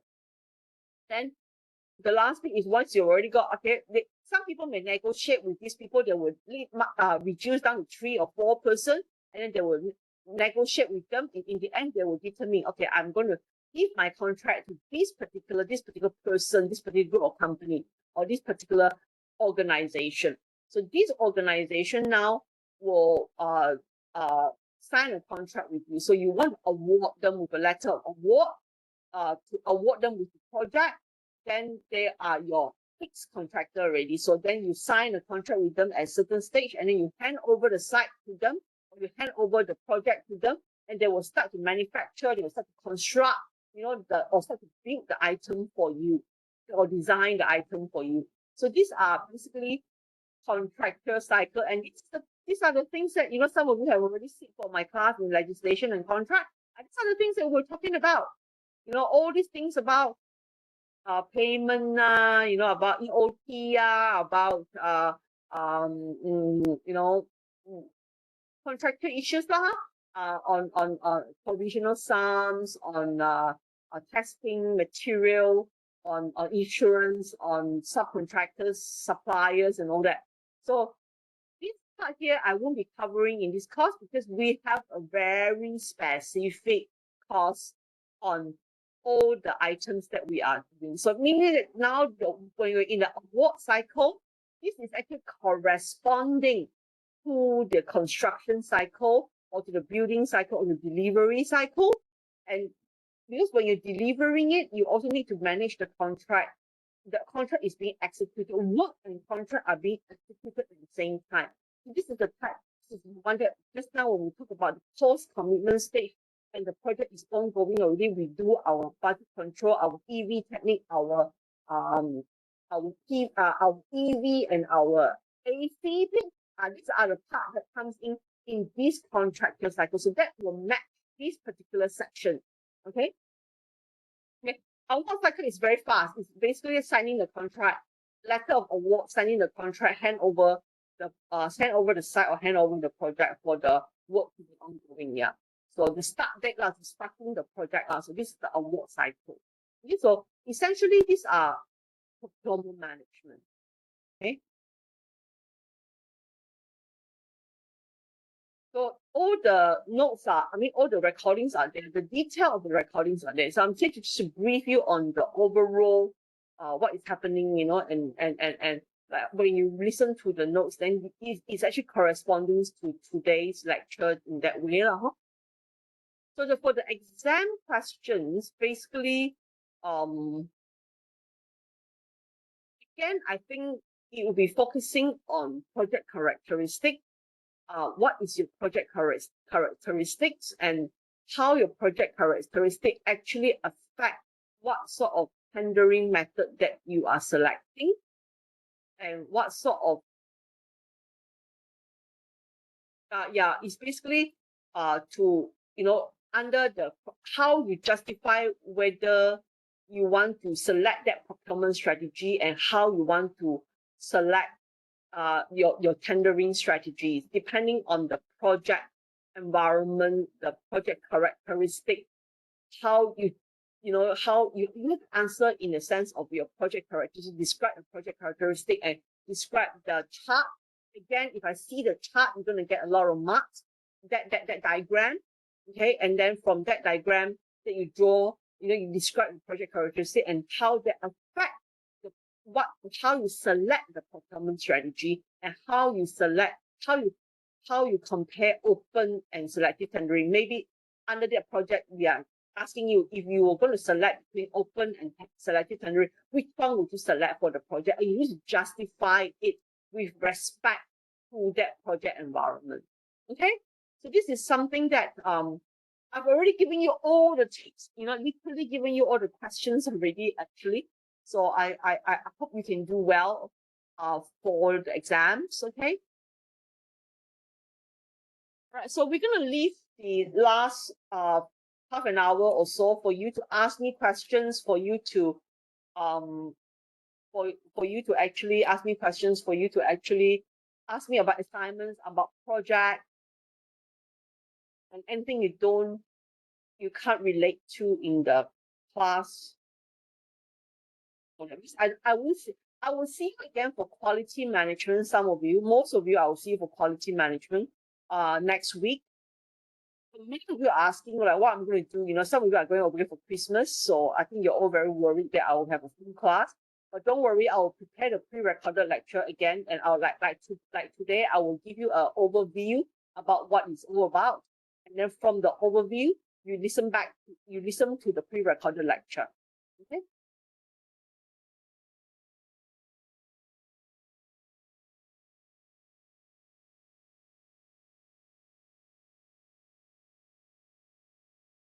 Someone wants to show me your project. The other day, I know Amalina group didn't come at all. I think Thomas group was more or less settled. It wasn't too big of a problem. And Eka, Asninda, and Lisa, and somebody, like Eka, Asninda, the other day you said that there's only 12 person in this group. So there's no way that Lisa, how many person registered? About 12, correct or not? And Zhao Xingping, you don't have a partner, I believe. Do you have a partner to do the project? If you don't have partners with the project, you have to do it on your own. I'm so sorry, we cannot force people to join people in that sense. because if there's 12 person registered, I actually say 3 person per group. So group project don't go for more than 3 person. And if you want to, if there's one person that is like hanging no person, either you two join together or the other. I mean, like for example, the other day was saying the BB and Eka and Aslinda and Lisa was one group. That is 4. I cannot accept that. So either Eka, Aslinda, you do it together, and BB and Lisa, you do it together, something like that. So 2, 3 and below is okay. Dr. Ting, Yes. Lisa here. I'm in another group with Adriana and Nazifa. Okay. Okay. So sorry, is you or somebody else? I forgot. So we have got Lisa, okay. Adriana, and Nazifa, one group. Thomas, Nicholas, and Amalina, one group, right? No, wait. Not Amalina, Brenda. Am I right? Yes, correct, Doctor. Okay. So my memory hasn't failed me that badly, huh? BB, you are with Eka and Aslinda, right? Yes. Yes. Yes. And Fazana, you are with Dahlia, is it? And Amalina.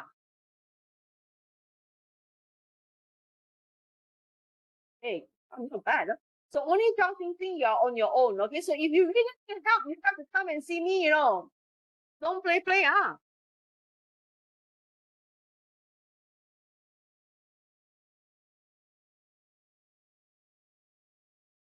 Later on, if you fail this subject, you have to stay here for another semester.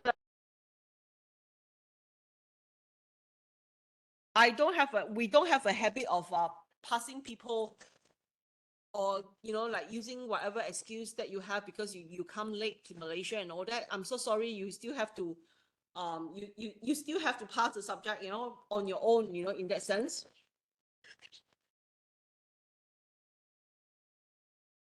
Honestly speaking, I am worried. Dr. Lee is worried about you, but we haven't seen you. You've been here for 2 weeks.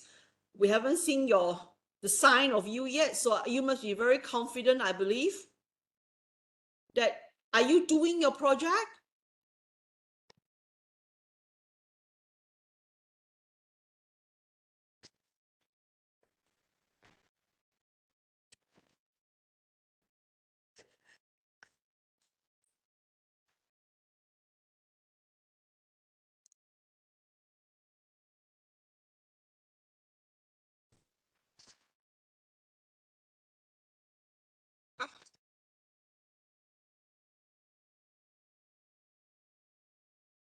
Right.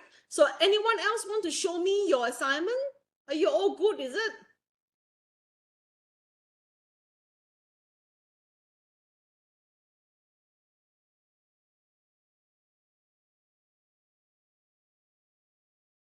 Dr. Ting. Yes. Yeah, okay. Thomas? Maybe from our group, maybe further to the comment from the last meeting.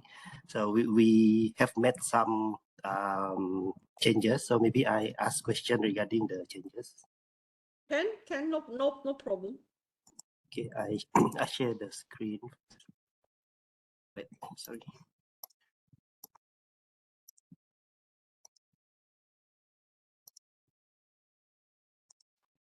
Share.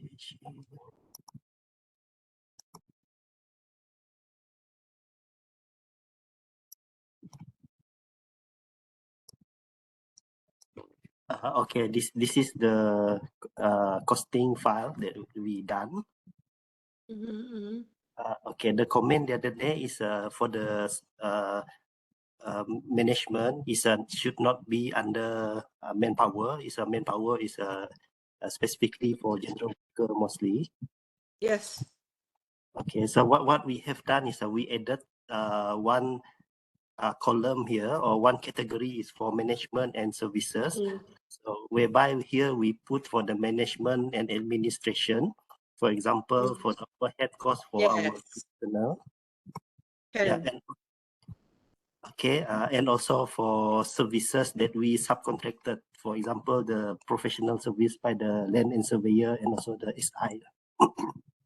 Ken, if you put it together, I think that's fine because you put management and services, so I think that's fine. Normally subcontracting or, you know, services will probably have another category on its own, but it's okay to put it together. Yeah. Okay, okay. So I think But I have some issues with the upper bit. Can you go all the way up? I see some things on rental and all these sort of things, and you put under material. I think this thing here, performance bond and all that, these are not really material. These are actually under more of management, management, okay. insurances, rental, maintenance, all these things should be under management and services. Okay. Management, okay, okay. Okay. Material, again, we are looking at very strictly material, like, as you know, the concrete are, the wires are, the pipes are, you know, the structures itself are, the cables, you know, the kind of thing. Yeah. Yes, noted, doctor. Yeah, like this one is for pile for the Yeah. concrete. Yes. Yeah. Earth, not earth lah, soil lah, huh? What kind of soil maybe you have to put lah, huh? Not earth lah, huh? Okay, I think that's all Soil, question be from our group. topsoil, it could be, you know, like what type of soil, you know? Yeah. And I Oh, asked you to split up your machinery with your operator. I mean, operator and machinery should be together, not as a personnel and also machiner. yes, this one is for example, we put excavator with operator and lorry. Yeah, with correct. Because all the machinery will be driven by people. Otherwise, it's not going to work. I mean, yes, equipment is also has to be people, but equipment can be for some machinery usually has to be specialized driver or specialized operator. So that's why we put them together. Whereby you said a grinder, for example, or a generator, for example, any general workers can function them. So we don't need to have a, you know, like a special guy standing beside that machine kind of thing, you see? Yes. Okay. Thank you, doctor. Thank you. Looks pretty good to me.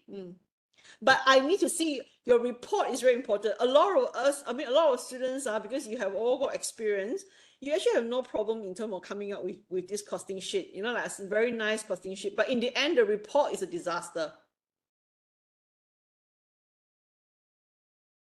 So the report, the description of the different parts, the description of some of the calculations are very important. Okay. Yes, noted.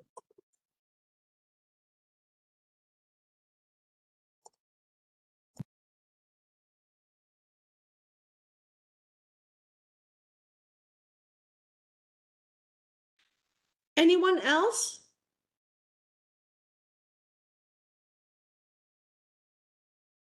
The other day we didn't get to see Amalina's your group.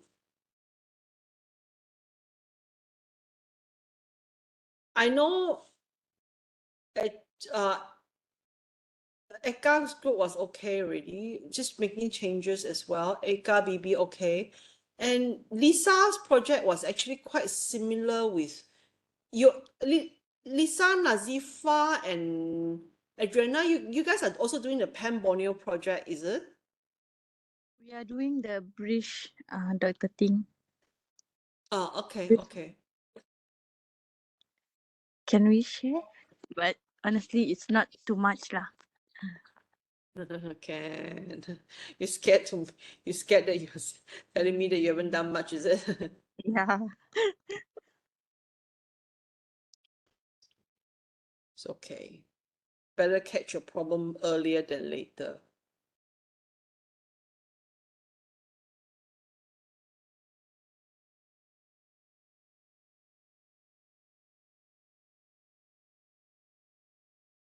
You want to share your screen?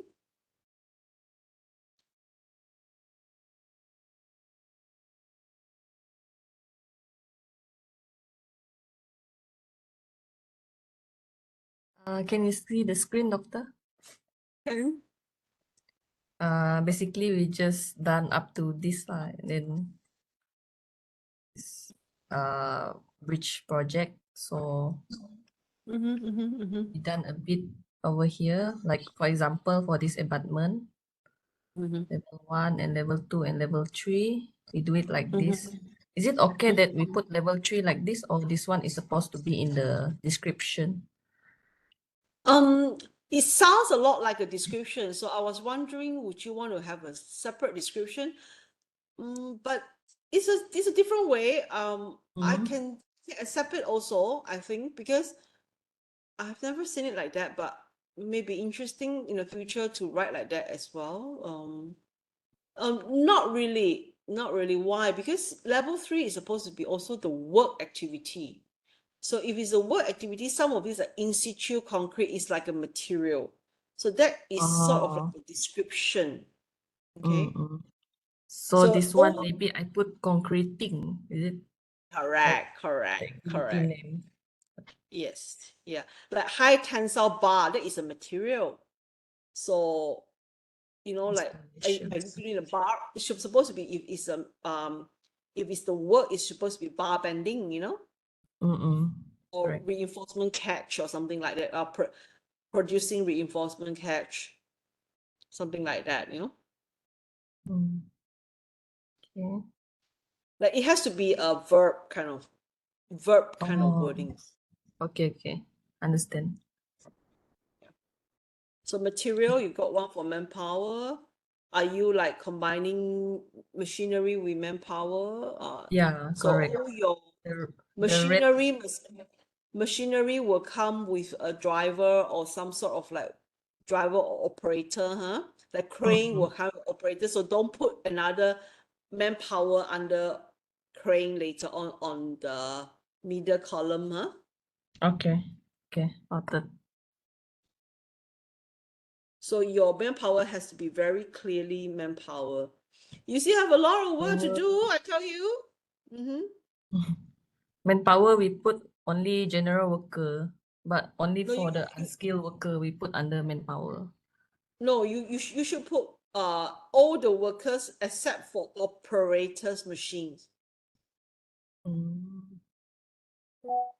But is this correct, doctor? We put general worker only because the operator is inclusive inside the crane. Yeah, but then your concreting, you only need general workers, man. You don't need to have any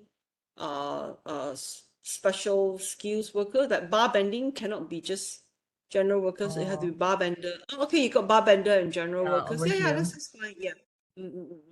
So specialized workers, you put the name of the specialized workers is better. Yeah. Okay. Doctor, the machinery, the red for the machineries, can we put it as a group of machineries, ke, doctor? Means the red, for example, like Lisa show, crane, This one. vibrator, and genset, 150 for 3 items. Oh no, very dangerous. How would you advise, doctor? It's usually like crane, small equipment you can, but machinery you cannot. Machinery like crane is very expensive. How is it possible that a crane and a vibrator and genset one day is only 150 ringgit? Because you see, machinery, most of the machineries are not owned. You see, most of the machinery could be rental. But vibrator, genset, these are usually, most contractor will own them, you see. So when they own them, the way of calculating the ownership rate is a bit different. Ownership rate meaning that, let's say I just say, okay, one genset costs about 10,000, okay? And they will use it over this project, assuming that it doesn't break. So this 10,000 will be divided over 18 months, you see? So, or 12 months. So 1 month, the genset will be costing about, 10,000 divided by 12, plus oil, plus, I'm sorry, not oil, plus the diesel, and plus the maintenance, and all that. So usually, like machine, like I said, big machine, usually we will It's not necessarily, but like something like crane, normally we don't own crane, you see. Like most contractor wouldn't own a crane. It's quite a big thing to own a crane unless they're really huge mega developer, okay? But equipment, most of them will own it. And when they own it, their calculation of their component price is actually different. Like the rate is actually different. So like, let's say you divide by, plus petrol, plus a bit of cleaning, plus a bit of storage, so you will have that rate itself. And then if they own it, they may calculate depreciation as well, in the end replacements as well. So that rate will probably be inclusive of all these things, you see. So as compared to a crane rate, the calculation, the rate that you put there may be a bit higher or lower. So it's difficult for you to, okay, the other reason why I say it's not good to combine them, especially in terms of machine and equipment, is because when we use big equipment, the timing of using it together with the small equipment may be very different as well. So if you lump them together, it means that they're all being used at the same time, all the time. Okay, understand. Means we can divide it lah, separate it lah, doctor. Separate it. I think it's okay to split cells, huh? You can split the Okay. cells, Okay.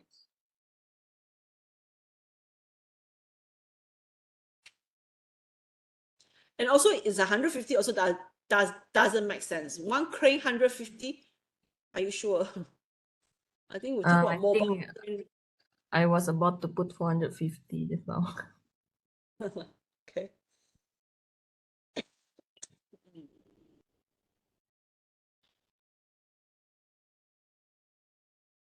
Welding set, yeah, welding set, most people will own it. Yeah, most contractor will own it themselves as well. So maybe it's probably cheaper to own them. Always it's probably cheaper to own them. So rental will always be higher.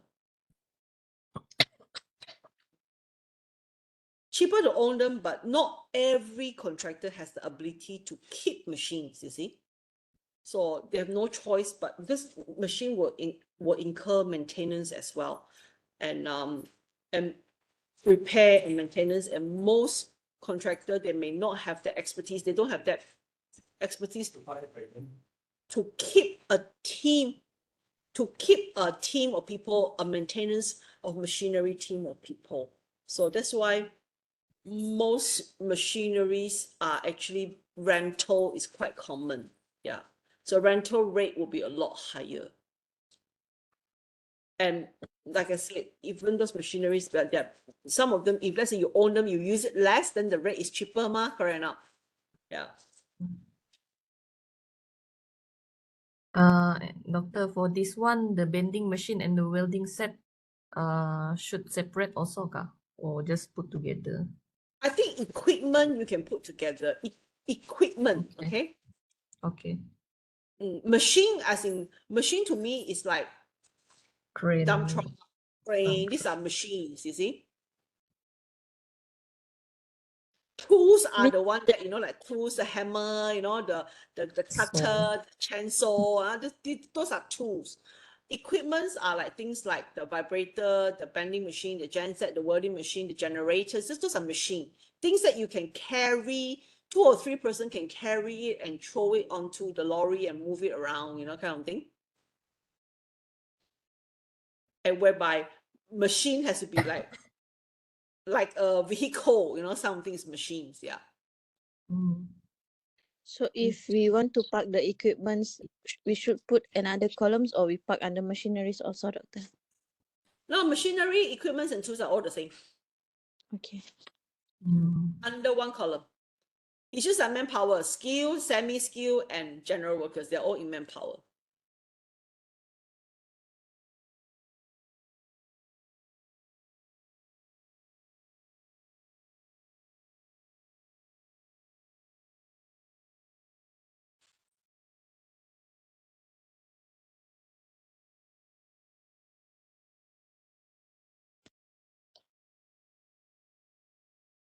Doctor, just now you Okay. said skilled and unskilled under manpower. Skilled, unskilled, general workers, they're all under manpower. Or means the skill also we put under manpower lah. Not necessarily unskilled only lah. No. Skill is also manpower. Manpower are the people who physically work on the site. Like macam the workers, the laborer. And they are different from supervisor and above. Okay. Uh, Understand. skill is not how much they go to school. That is not skill.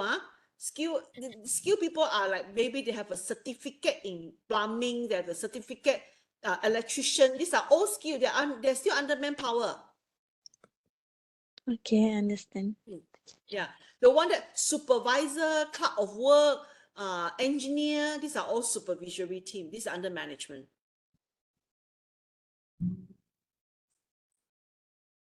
If your skilled workers don't put here, where are you going to put them?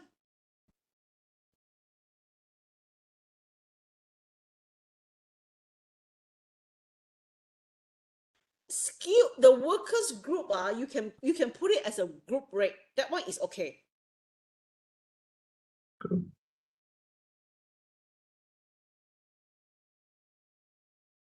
Like for example, concreter is a skilled worker or semi-skilled worker. Bar bender, normally we call them skilled workers. Man layer, we call them skilled workers. Plumber, electrician, they're all skilled workers. The manpower, these are people who are hands-on. Electrician needs to be hands-on or not? Need to be, right? Yes. Yes. So they are under manpower. Or we stroke put their labor. Okay? Okay.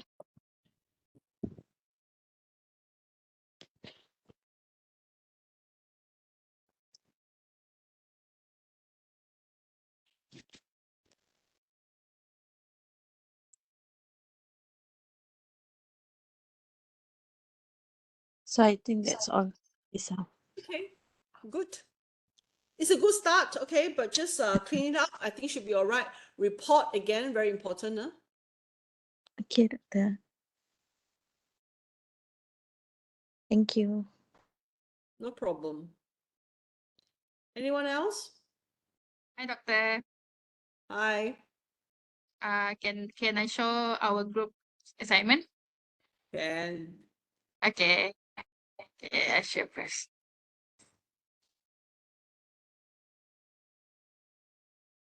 Okay. Actually, we haven't done much lah, Doctor, because I just finalized my individual assignment.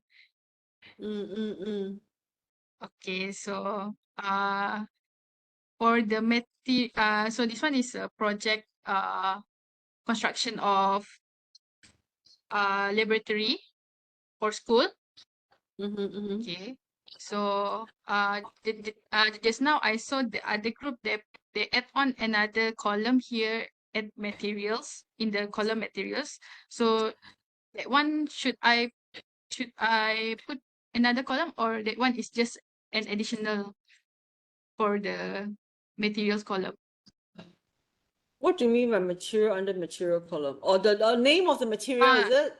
Yeah, that one. Or if you have it in the remark already, I think you should have it somewhere. I see. Okay. So I just add on lah, because some group they actually have like I mean, like what I've seen previously during the class is that I show you previously during the class is like we have a remark column. So if you have a remark column, there's a name of the material and everything is there already. Then you don't have to have the name of the material in the material column lah. Tapi like if you don't have a remark column, then you better have it lah. okay, all right. I just add Better on lah, another because column. you see your manpower and your machinery all have a type and description now, so you should have a type of material. Otherwise, how do we know what are you talking about? Are you Okay. talking about the wire bar car? Are you talking about the concrete car? What are you talking about? So you better be clear about that, okay? All right. So I just add on another column. Mm. Okay. And then, okay, regarding the machine, right? Just now, just now I saw the group they put like, for example, like lorry trailer, including the driver. Should I mention the driver as well, or that one is understandable? Understandable, but the thing is you Understandable. don't put understandable as long as you don't put in your manpower another operator. Okay, all right. The other day, And because some group they split up, they put lorry and then the driver they put in and another one. So that's why in the end I asked them to combine it, and that's why they put lorry with driver, for example. okay. But And then like for obviously lorry have to come with a driver, you get what I mean? yeah, Otherwise, how and to then run by itself? Auto AI. okay. And then okay, for example, like mobilization of plant and equipment, right? Okay, and for the lorry trailer, it comes with a driver. So does that mean another worker is needed for that activity? If you need another worker, you better put it under the manpower. Okay, okay, okay. All right. Okay, so basically here we already calculated a bit lah on the activities. Okay, here we put the rate at 85 because this one is the common rate for the general worker. Is it acceptable, doctor? All the rate is acceptable unless you are so illogical. That's all. Okay. I am not so strict about the rate. As long as there is a rate, you have a basis from somewhere, whether it's a contracting from a contractor, whether it's from a BQ, or whether it's from, you have to make a reference in your notes, in your writing later on. Okay.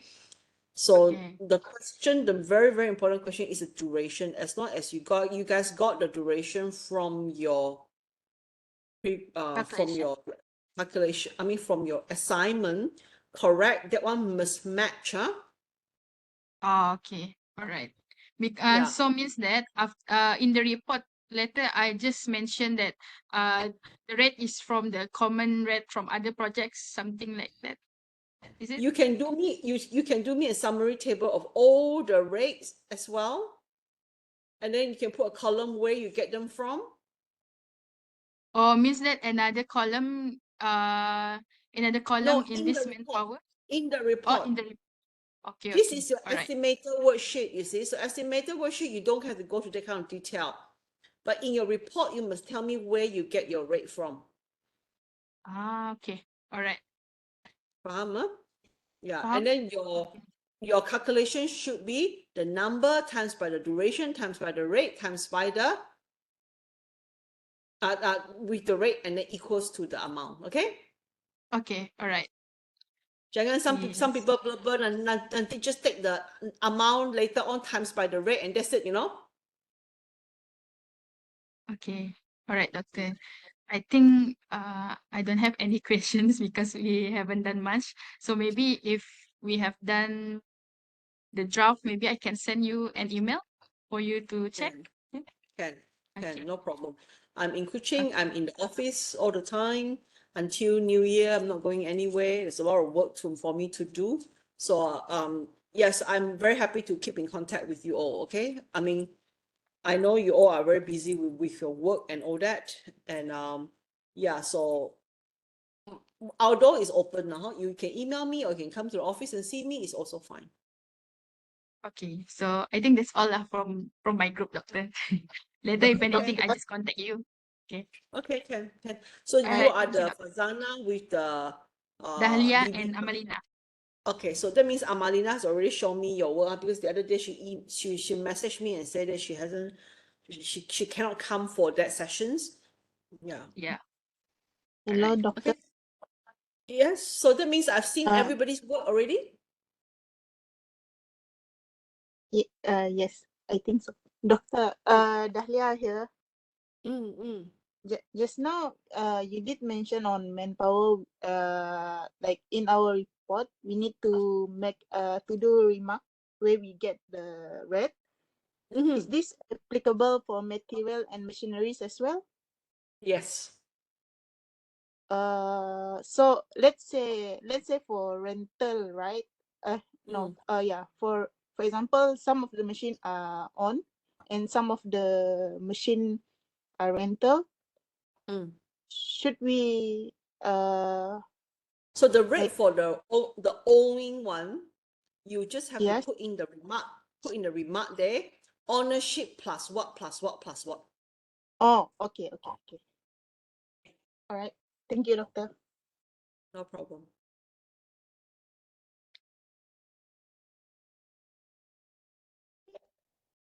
Doctor, I want to ask, if my rates is from my on like previous work record, is it acceptable?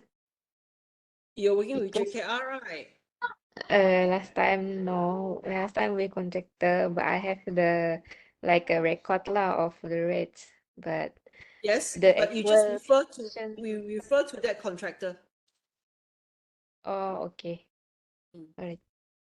So it means that you keep the rates from them, kan? Yes. Hey, but you be careful, the 2023 rate, and if you have this rate like 2020 or something like that, it could be very different, no? Yes, I compared with the current rates. It's still relevant.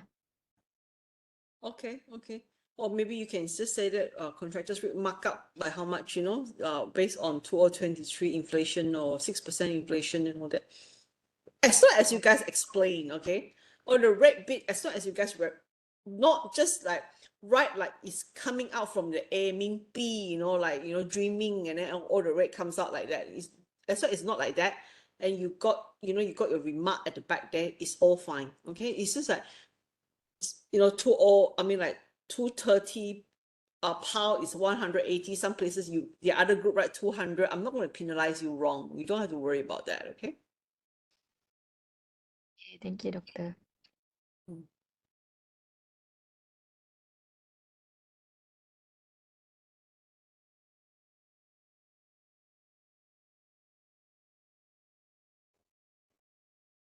All right, so exam tips given, assignment setter, notes all run down.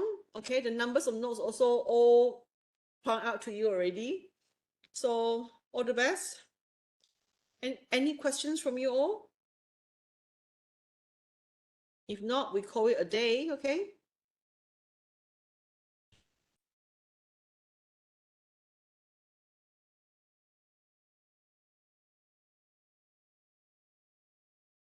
All right, quiet.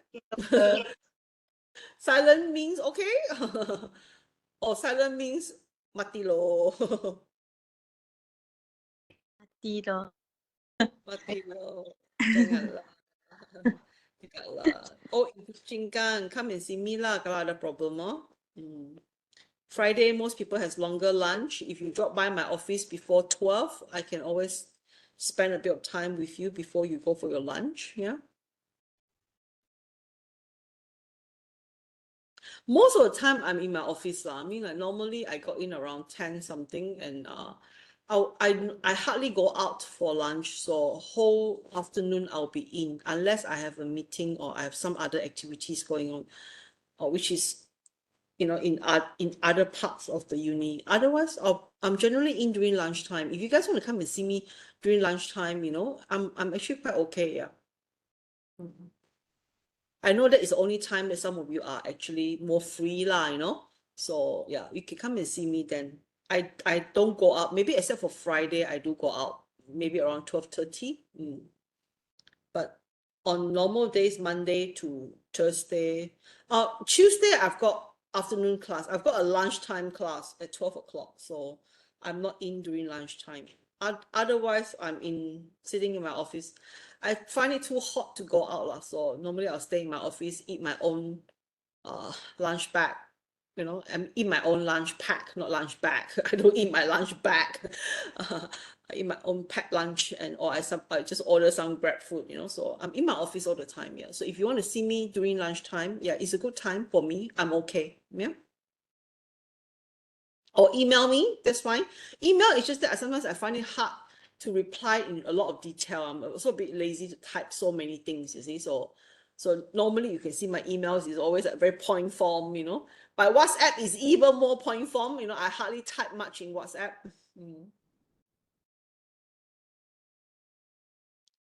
WhatsApp, if you have a question on yes or no, can be done or not, that kind of thing, yeah, a short answer, fine, no problem.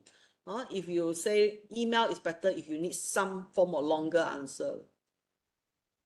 If you need a long explanation, then you better come and see me.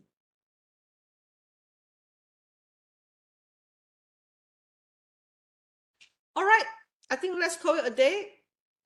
We keep in touch. If you have any more questions, you can always text me on my WhatsApp, and also pass message through Dr. Lee. She'll be seeing you for another 2 more weeks. Or if you have any question, you can ask her also. I think she definitely can help you as well. All right, see you guys. Thank you, Doctor. Thank you, Bye-bye, all the Doctor. best. Thank you, Doctor. Bye.